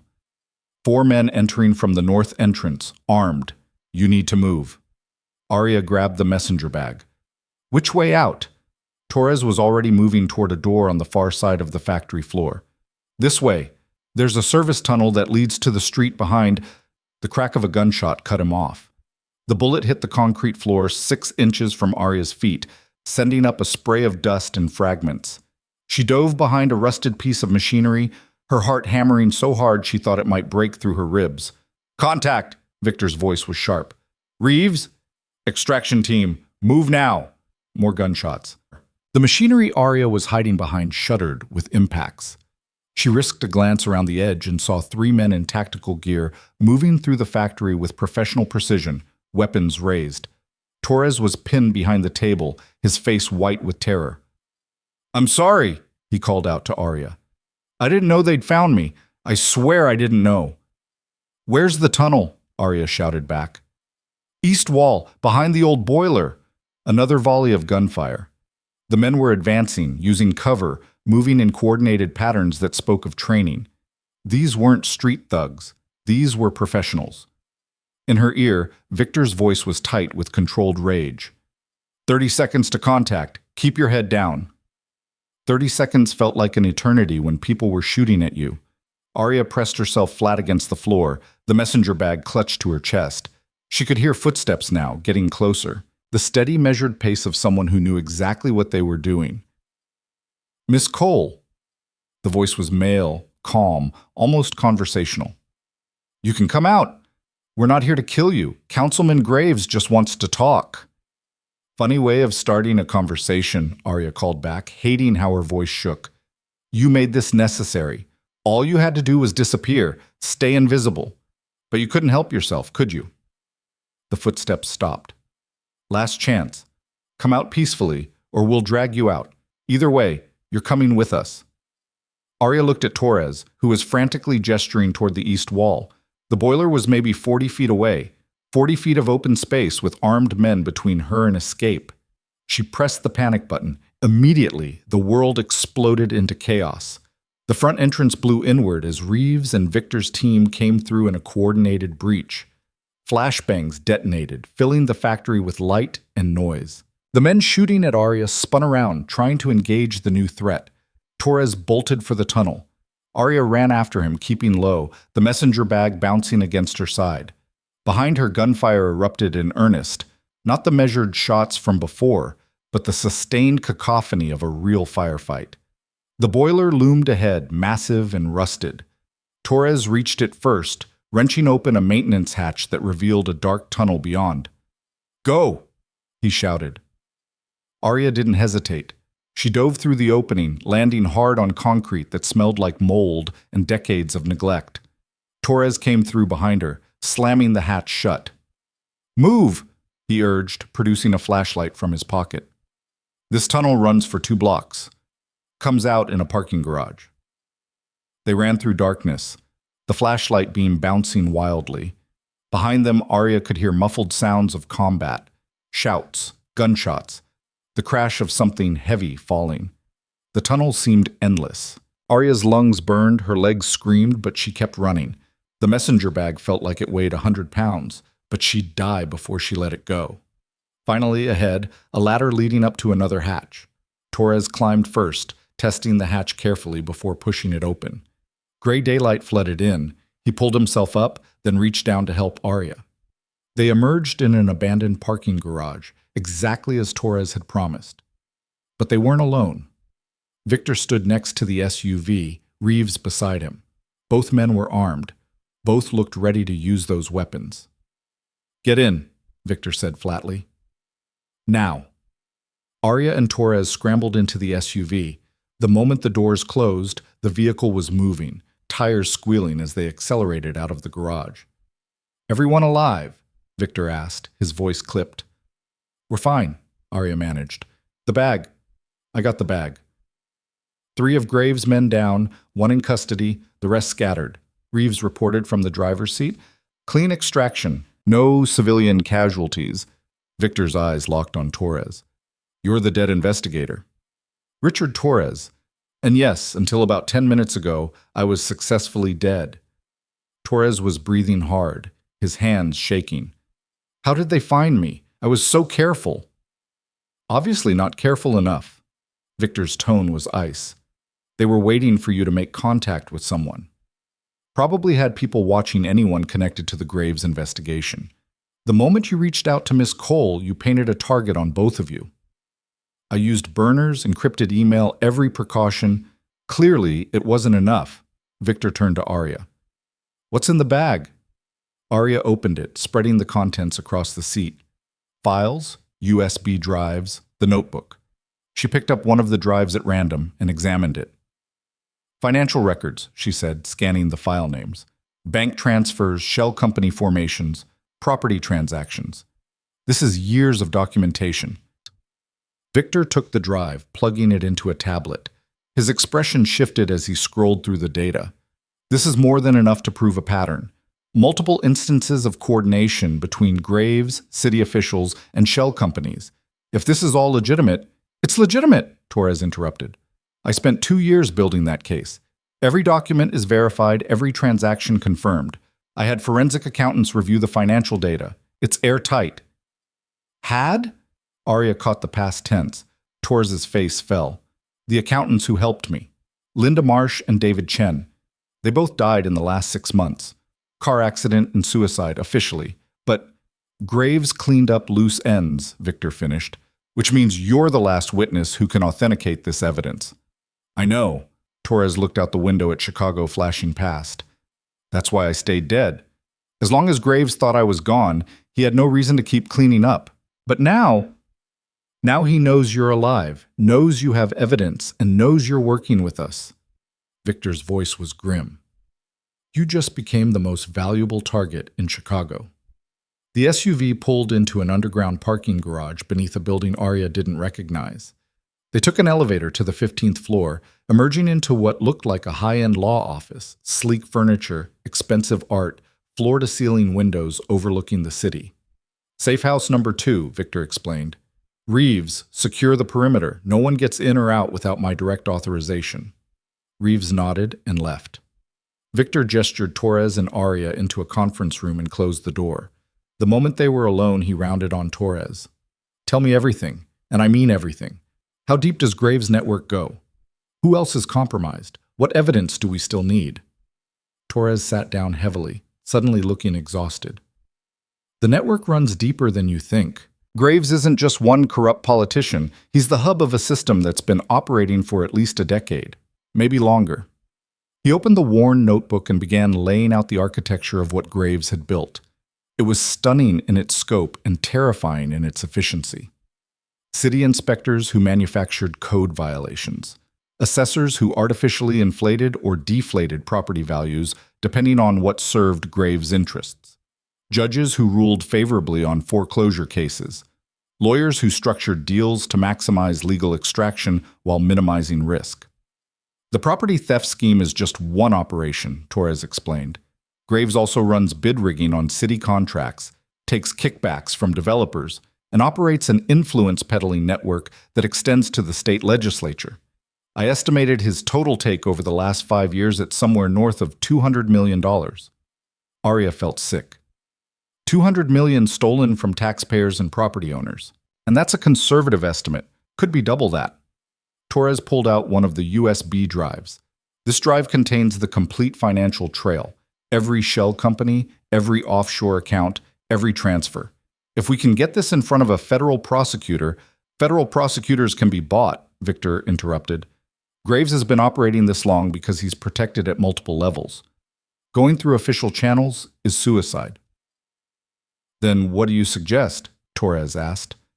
Victor was quiet for a moment, his fingers drumming on the conference table. When he spoke, his voice was thoughtful. We go public. Not through prosecutors who might bury the evidence, but through the media. Multiple outlets simultaneously. Make it too big to ignore, too explosive to cover up. Media can be controlled too, Arya pointed out. Graves has relationships with every major outlet in Chicago. Not every outlet, and not all at once. Victor pulled out his phone. I know people, investigative journalists who've been trying to expose corruption for years, but never had the evidence to make it stick. We give them everything, documentation, testimony, video evidence. We make it impossible for Graves to spin his way out. Torres was shaking his head. The moment that evidence goes public, Graves will know it came from me. He'll deny everything, claim the evidence is fabricated, destroy my credibility. Your credibility is already destroyed. You're legally dead, Victor said bluntly. But the evidence speaks for itself, and with Miss Cole's legal expertise and my resources backing you, we can make sure the story is airtight before it breaks. Arya was already thinking through the logistics. We'd need multiple corroborating sources. Can't just be Torres making accusations. We need other witnesses, independent verification of the financial data, expert analysis of the property schemes. I can provide that, Torres said. I have contacts, other investigators who suspected what Graves was doing but couldn't prove it, city employees who were pressured to participate but kept their own records as insurance, people who will talk if they know they're not alone. Then we build the case properly, Arya said, feeling the familiar rush of strategic planning. We document everything, triple-check every source, build redundancies so that if Graves attacks one element, we have 5 others backing it up. We make this bulletproof. Victor's smile was sharp. I like the way you think, Miss Cole. They spent the next hour going through Torres's evidence in detail. The financial records alone were damning, dozens of shell companies, all leading back to accounts Graves controlled. The email trails showed explicit coordination between Graves and his network. And the recordings, phone calls where Graves personally directed the targeting of specific properties and individuals, were devastating. But the most powerful piece of evidence was something Arya almost missed. Buried in the notebook, Torres had documented a pattern of property seizures that went back 12 years, and one of the earliest victims was a family named Harrison. Arya's blood ran cold. I know this case. The Harrison family owned a hardware store on the south side. They were forced to sell after the city condemned their building for code violations. Violations that were manufactured, Torres confirmed. It was one of the first times Graves used the scheme. He was still a city councilman then, just starting to build his network. My father represented the Harrisons. Arya's voice was barely a whisper. It was one of his first cases dealing with municipal corruption. He tried to prove the violations were fraudulent, but he couldn't get the evidence. The Harrisons lost everything. Torres met her eyes. I didn't know your father was involved, but I found something you should see. He pulled out a photograph from the notebook. It showed a younger Daniel Graves standing next to another man outside the Harrison property. The second man was partially obscured, but visible enough to identify. Arya's father. This was taken 3 months before the Harrisons were forced to sell, Torres explained.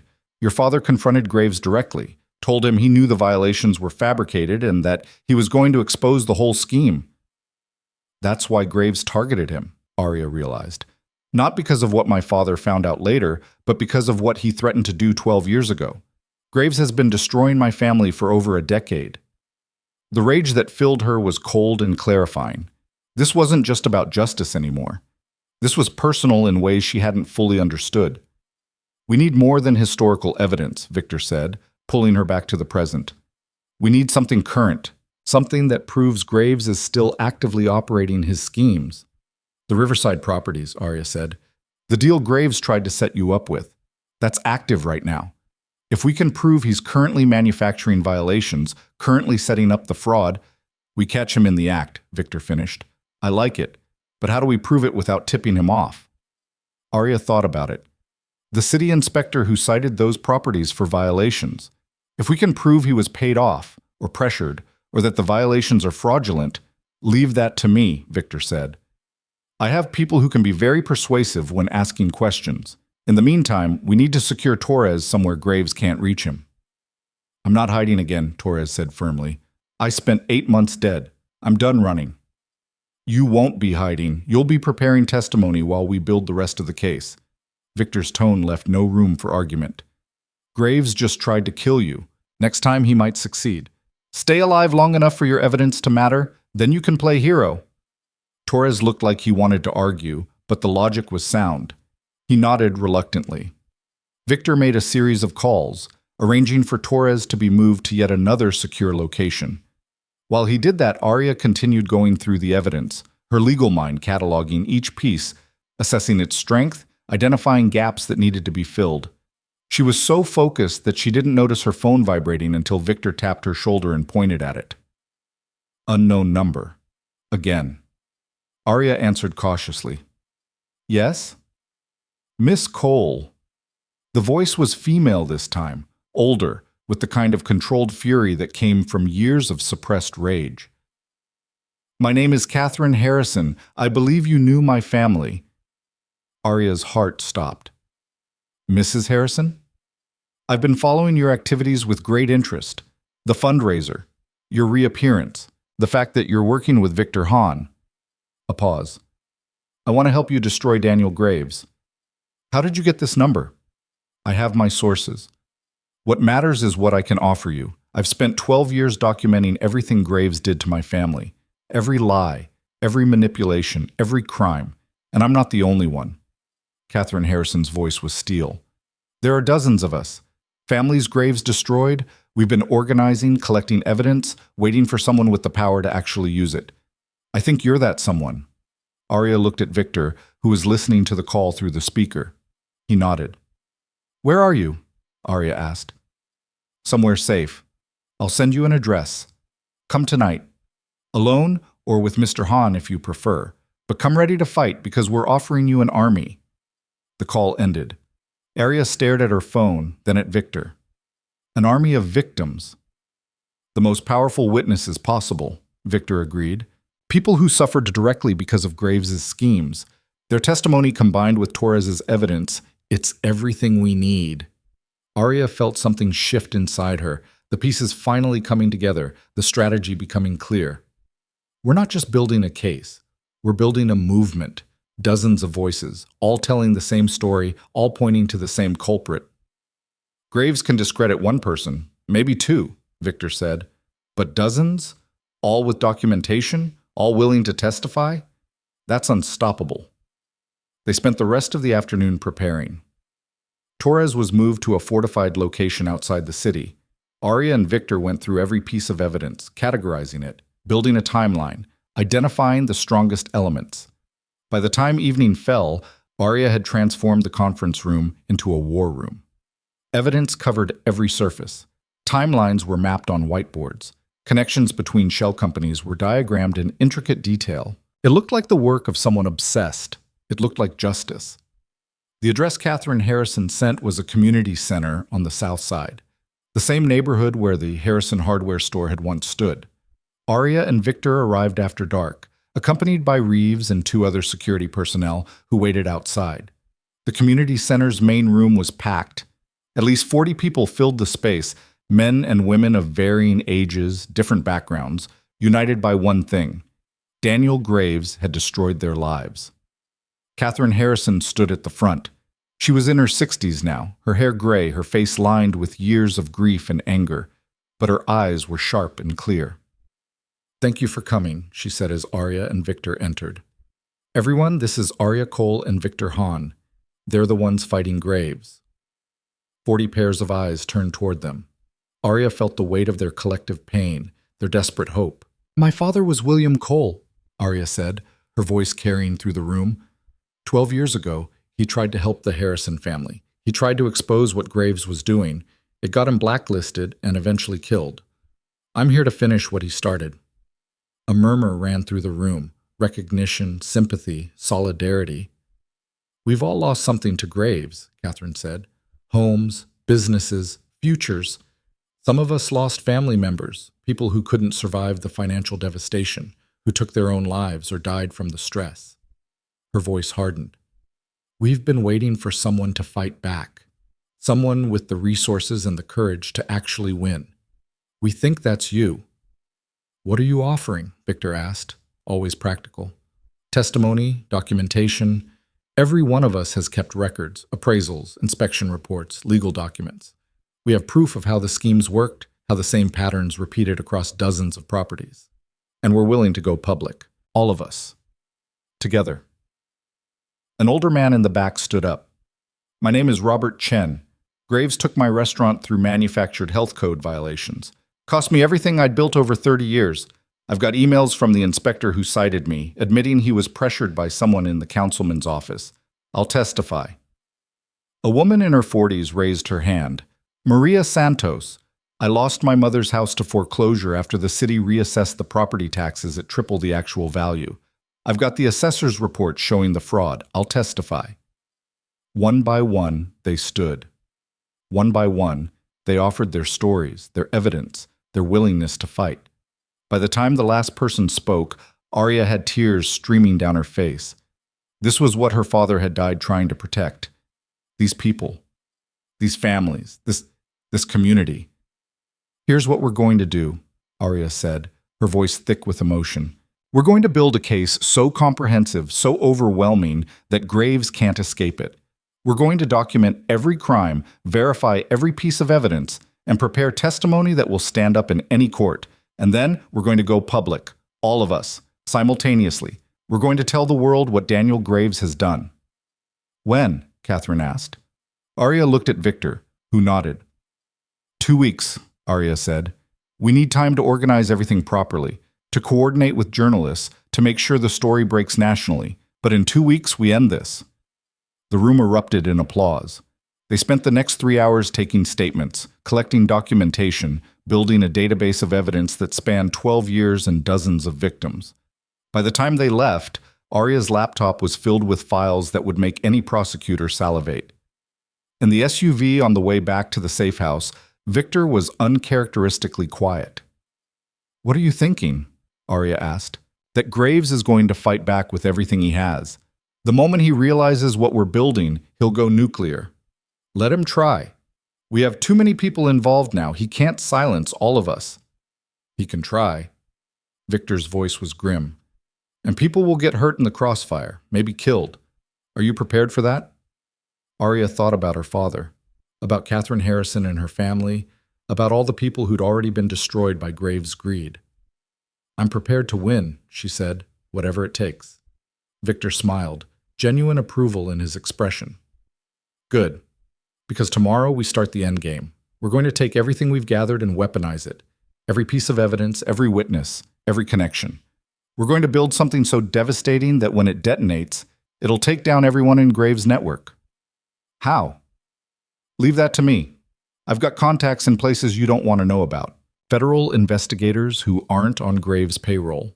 Journalists who live for stories like this. Prosecutors who've been waiting years for a case they can actually win. Victor's eyes were hard. We're going to give them everything they need, and when Graves falls, he's going to fall hard. The SUV pulled into the underground garage. As they rode the elevator up, Arya felt the magnitude of what they were attempting settle over her. They weren't just going after one corrupt politician, they were challenging an entire system, a network of power and money that had operated unchecked for over a decade. The odds of success were slim, the odds of survival were slimmer, but for the first time since her father's death, Arya felt like she was doing exactly what she was meant to do. The elevator doors opened. Arya stepped out, ready to begin the next phase of the war. Behind her, Victor followed, already on his phone, mobilizing resources, calling in favors, preparing for the battle ahead. 2 weeks until they went public. 2 weeks until they detonated a bomb that would reshape Chicago's power structure. 2 weeks until Daniel Graves learned what happened to men who thought themselves untouchable. The countdown had begun. The betrayal came on day 9. Arya was in the war room, cross-referencing financial records with property seizure dates. When Victor's phone rang, she watched his expression shift from focused to frozen, then to something that looked like murder barely contained. When? He asked, his voice deadly quiet. Then, lock it down. Everyone, now. He ended the call and turned to Arya, and she knew before he spoke that everything had just changed. Someone leaked our investigation to Graves. He knows about Torres, knows about the victims we've organized, knows we're planning to go public. Victor's hands were clenched into fists. He's moving assets, calling in favors, and preparing a counterattack. Who leaked it? I don't know yet. But when I find out, he didn't finish. He didn't need to. Arya's mind was already racing through implications. If Graves knows our timeline, he'll try to discredit us before we can go public. Attack our credibility, destroy our witnesses, make it look like we're the criminals. Or he'll just kill everyone involved and disappear. Victor pulled up his phone, making rapid calls. We need to move up the timeline. Forget 2 weeks. We go public tomorrow. Tomorrow? We're not ready. Half the witness statements aren't verified, the financial analysis isn't complete. It'll have to be enough. If we wait, Graves will pick us apart piece by piece. Victor's voice was steel. Call the journalists. Tell them we're releasing everything tomorrow at noon, simultaneously, Chicago Tribune, New York Times, Washington Post, and every local outlet that will run it. We flood the zone with so much information they can't contain it. Arya felt panic rising in her chest. They'd been planning a coordinated, methodical release. This was chaos. But Victor was right. If Graves knew they were coming, their only advantage was speed. Okay, she said, I'll make the calls. But we need to protect the witnesses. If Graves knows who they are, already on it. Reeves is moving everyone to secure locations tonight. Torres, the Harrison Group, everyone. Victor looked at her with an intensity that was almost frightening. This is it, Miss Cole. No more preparation, no more planning. We're going to war right now, ready or not. The next 12 hours were a blur of frantic activity. Arya contacted every journalist Victor had identified as trustworthy, sending encrypted files, setting up embargo agreements, coordinating simultaneous publication. The reporters who received the information were stunned. This was the kind of story that made careers, the kind of corruption case that could bring down an entire political machine. By midnight, 5 major outlets had committed to running the story. By 3 in the morning, that number had doubled. By dawn, Arya had confirmations from 17 different publications and 3 television networks. The bomb was armed. At noon, it would detonate. Arya tried to sleep but couldn't. She stood at the penthouse windows watching the sun rise over Chicago, this city her father had loved and tried to save. In a few hours, the world would know what Daniel Graves had done. The evidence would be undeniable, the testimony overwhelming, the truth finally exposed, if they survived that long. Victor found her at 7, looking like he hadn't slept either. Graves just made his move, he said, handing her his phone. On the screen was a press release from the councilman's office, time-stamped 6:30 a.m. Arya's hands shook as she read it. Councilman Graves announced this morning that he has uncovered evidence of a criminal conspiracy involving organized crime figures and a disgraced former attorney attempting to extort city officials through fabricated corruption allegations. The councilman has turned over all evidence to federal authorities and called for a full investigation into Victor Hahn's criminal enterprises and the fraudulent claims being made by Arya Cole, whose law license was revoked for ethical violations. He's framing us, Arya whispered. He's getting ahead of the story and making us look like the criminals. It gets worse. Victor pulled up another article, this one from a local news site. Graves held an emergency press conference an hour ago. He's got 3 city inspectors and a county judge backing his version of events. They're all claiming we approached them with bribes to create false testimony against the councilman. Arya felt sick. The judge, let me guess, Judge Patricia Morrison? How did you know? She presided over 6 of the fraudulent foreclosure cases we documented. She's part of Graves' network. Arya's mind was racing. He's not just defending himself, he's going on offense, making us the villains. Which means we can't wait until noon. Victor was already texting. We release everything now, immediately, before his narrative takes hold. It's only 7 a.m. Half the journalists we coordinated with won't even be at their desks. Then they'll read it on their phones. We can't let Graves control this story. Victor's expression was grim. Call everyone. Tell them the embargo is lifted. Tell them to publish now. Arya's hands were shaking as she made the calls. Some journalists were confused, some annoyed at the sudden change, but all of them understood the urgency.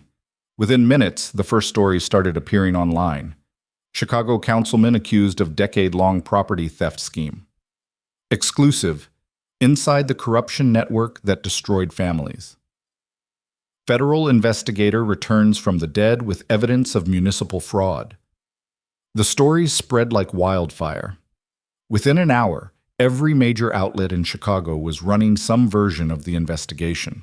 National news picked it up. Social media exploded with outrage and shock, and the evidence was overwhelming. Financial records showing millions in kickbacks, testimony from dozens of victims, video of Graves explicitly discussing criminal schemes, email trails documenting coordination with city officials. The case Torres had built, combined with the witness statements Arya had collected, painted a picture of corruption so systematic and so devastating that denial was impossible. At 9 a.m., the FBI announced they were opening a federal investigation into the allegations. At 9:30, the state attorney general called for Graves' immediate resignation. At 10, the first of Graves' allies began turning on him. The county judge who'd backed him at the morning press conference suddenly claimed she'd been coerced, that she had evidence of Graves threatening her, that she wanted to cooperate with investigators. The dam was breaking. Arya watched it unfold from the war room, monitoring news coverage on multiple screens, fielding calls from journalists requesting follow-up interviews.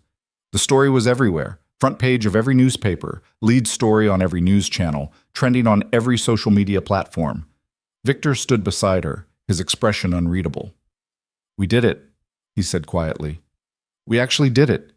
But Arya couldn't celebrate yet. She knew Graves, knew how he operated. Men like him didn't go down without fighting back with everything they had. Her phone rang. Unknown number.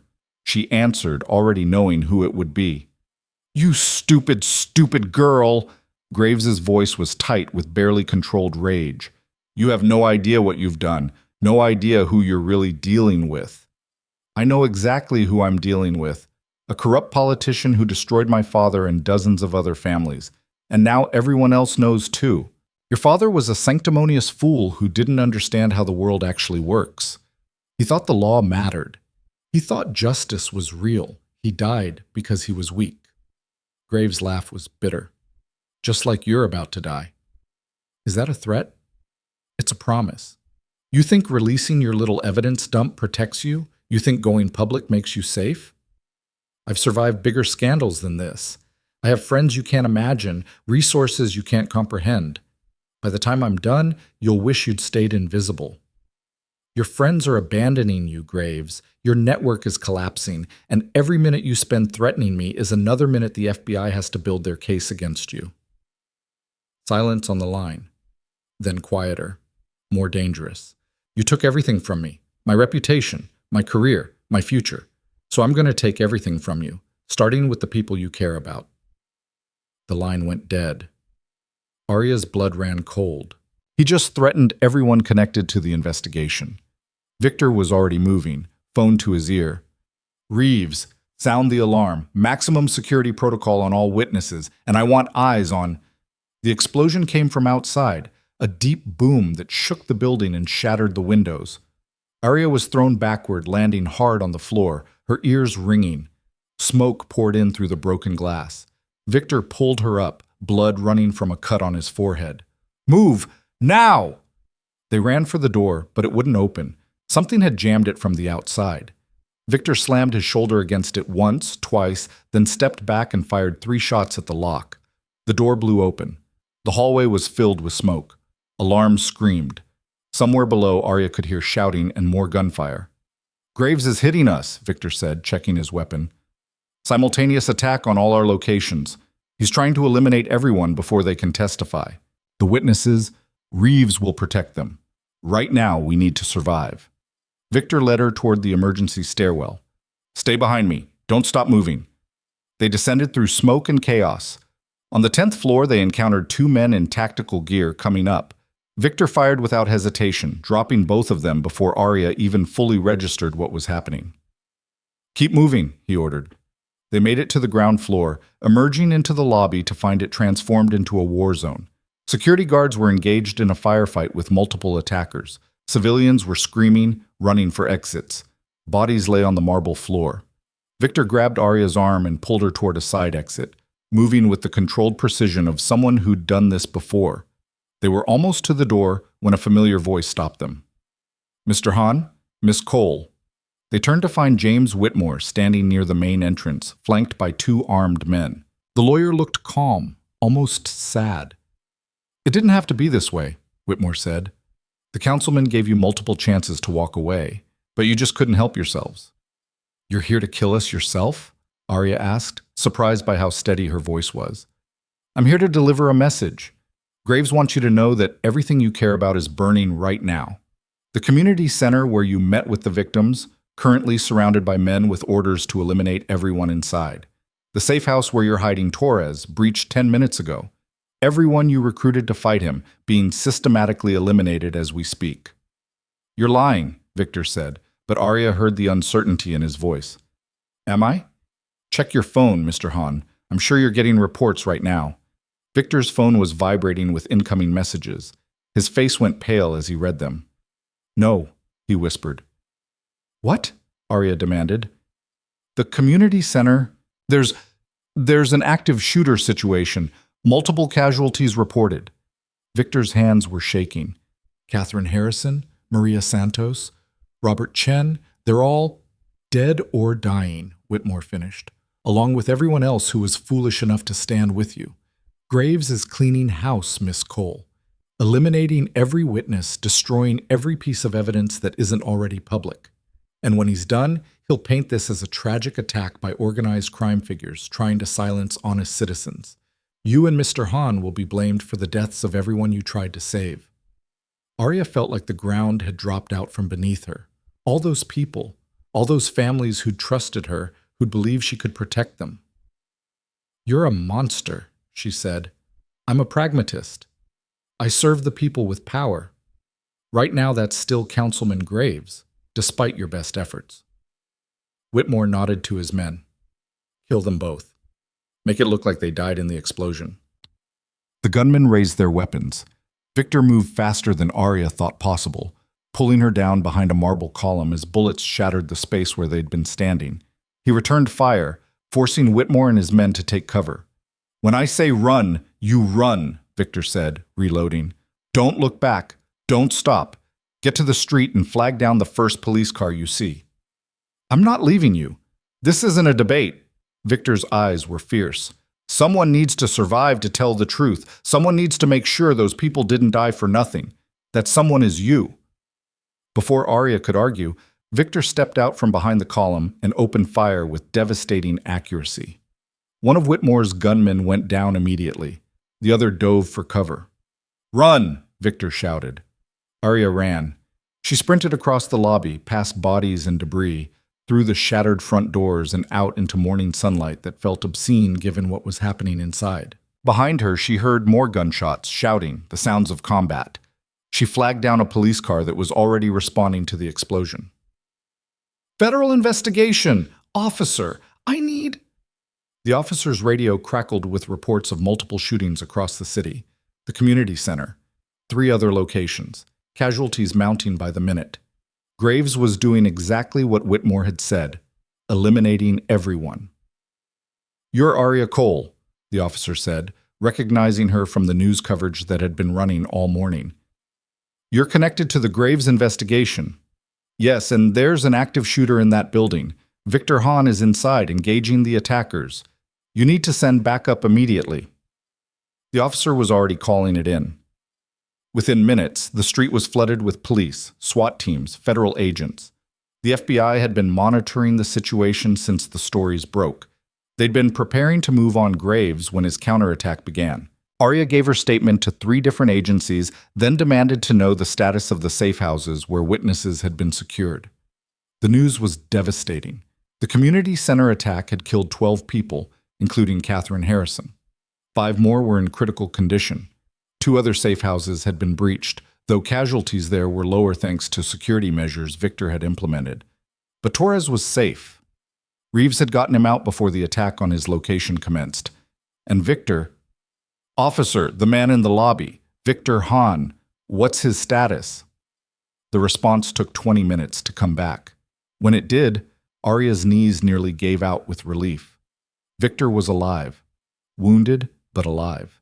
He'd taken down Whitmore and both gunmen before SWAT had secured the building.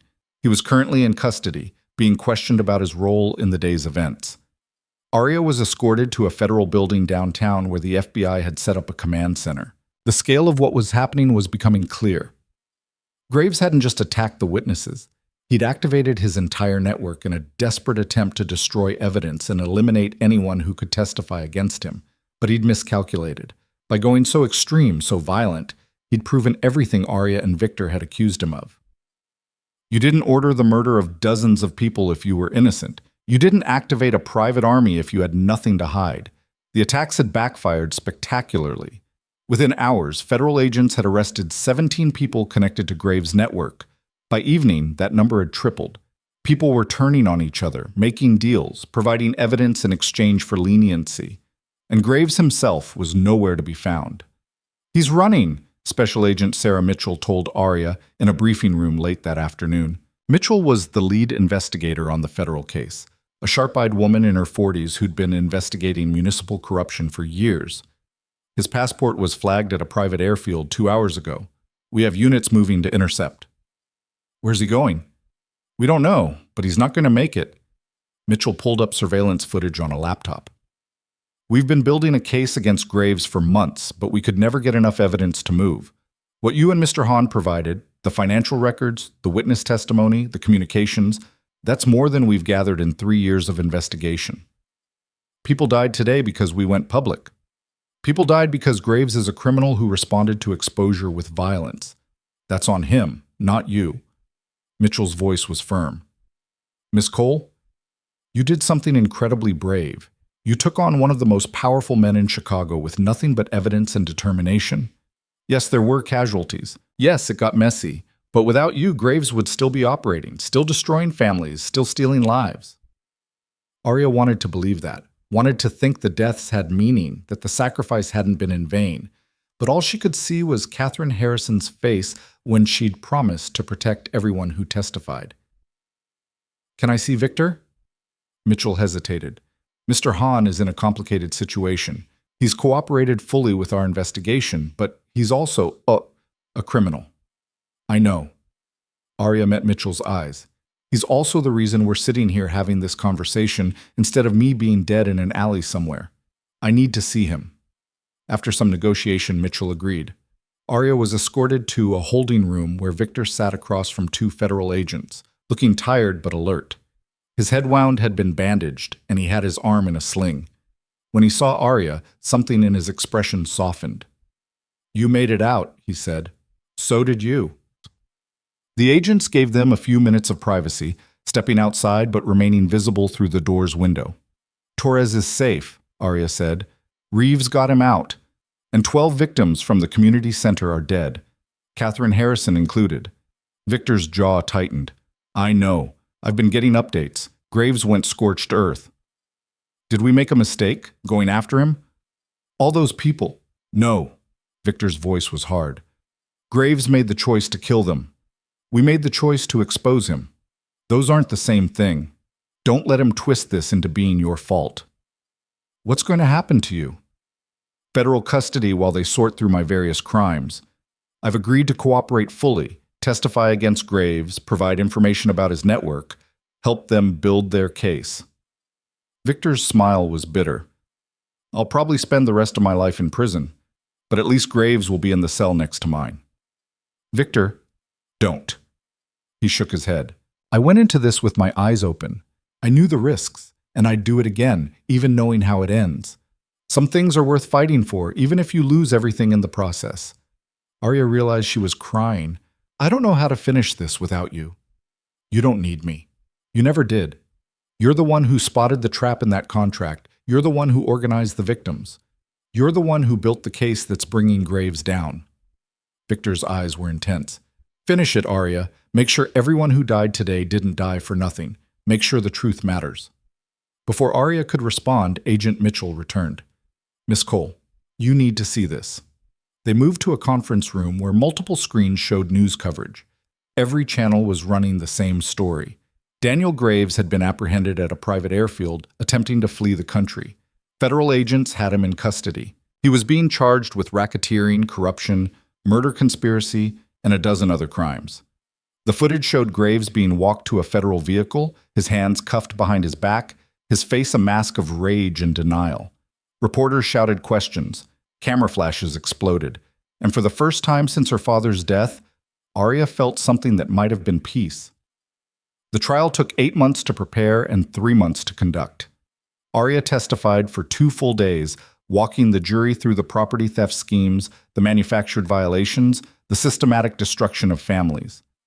Torres testified, very much alive and very credible.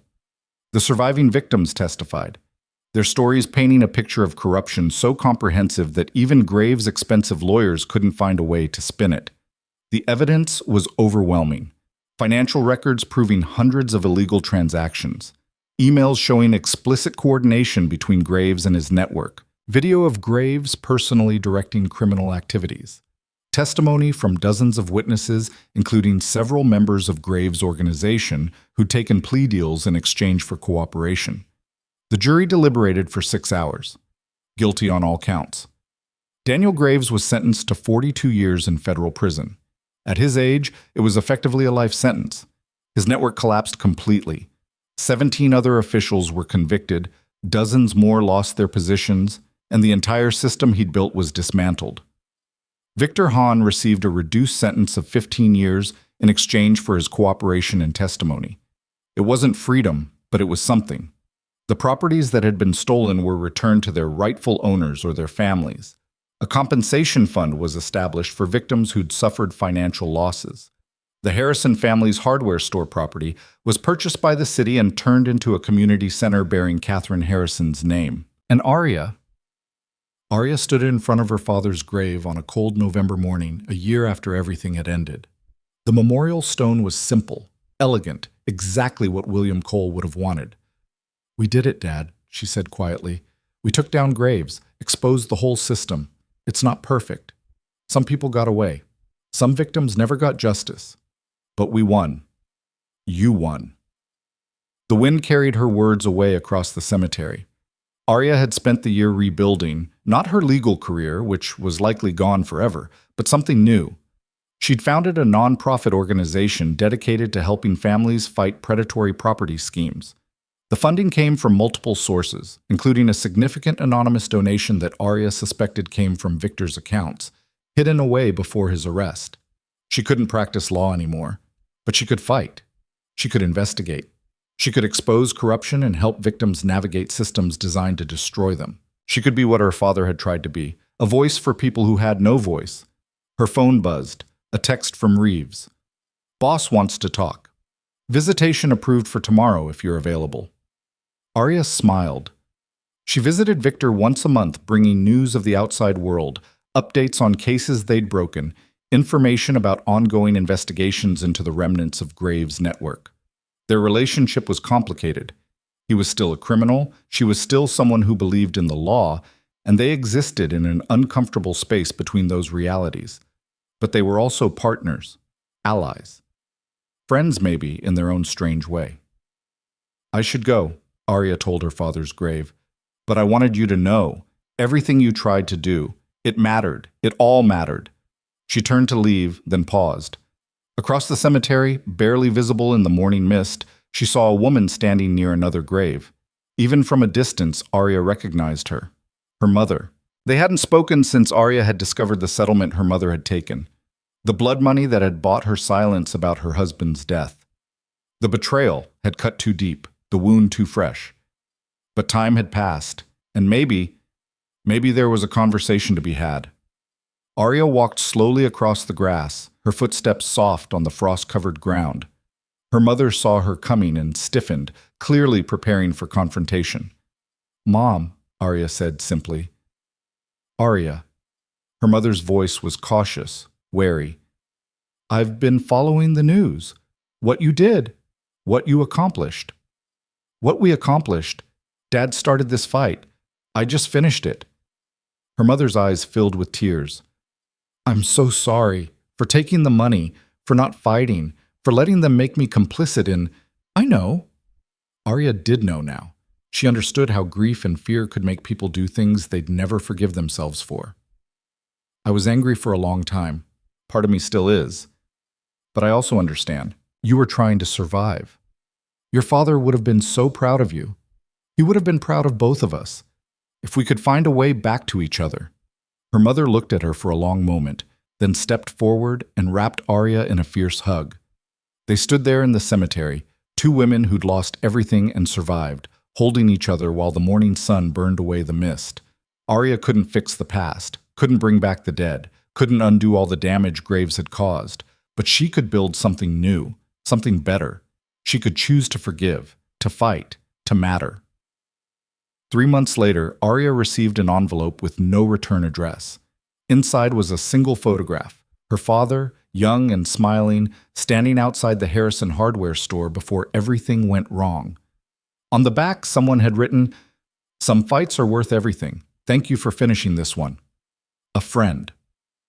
Arya didn't know who'd sent it. Didn't know if it was Torres or someone from Graves' network who'd found redemption, or just a random victim who wanted to acknowledge what she'd done.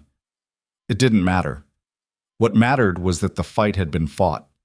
The war had been won. And the people who'd died, her father, Catherine Harrison, all the victims of Graves' greed, their sacrifices had meaning. Arya put the photograph in a frame on her desk, next to the fountain pen her father had used to sign important documents. Every day she looked at it and remembered why she did this work. Why she fought battles that seemed unwinnable. Why she stood up to people who thought themselves untouchable. Because someone had to. Because justice mattered, even when the system failed.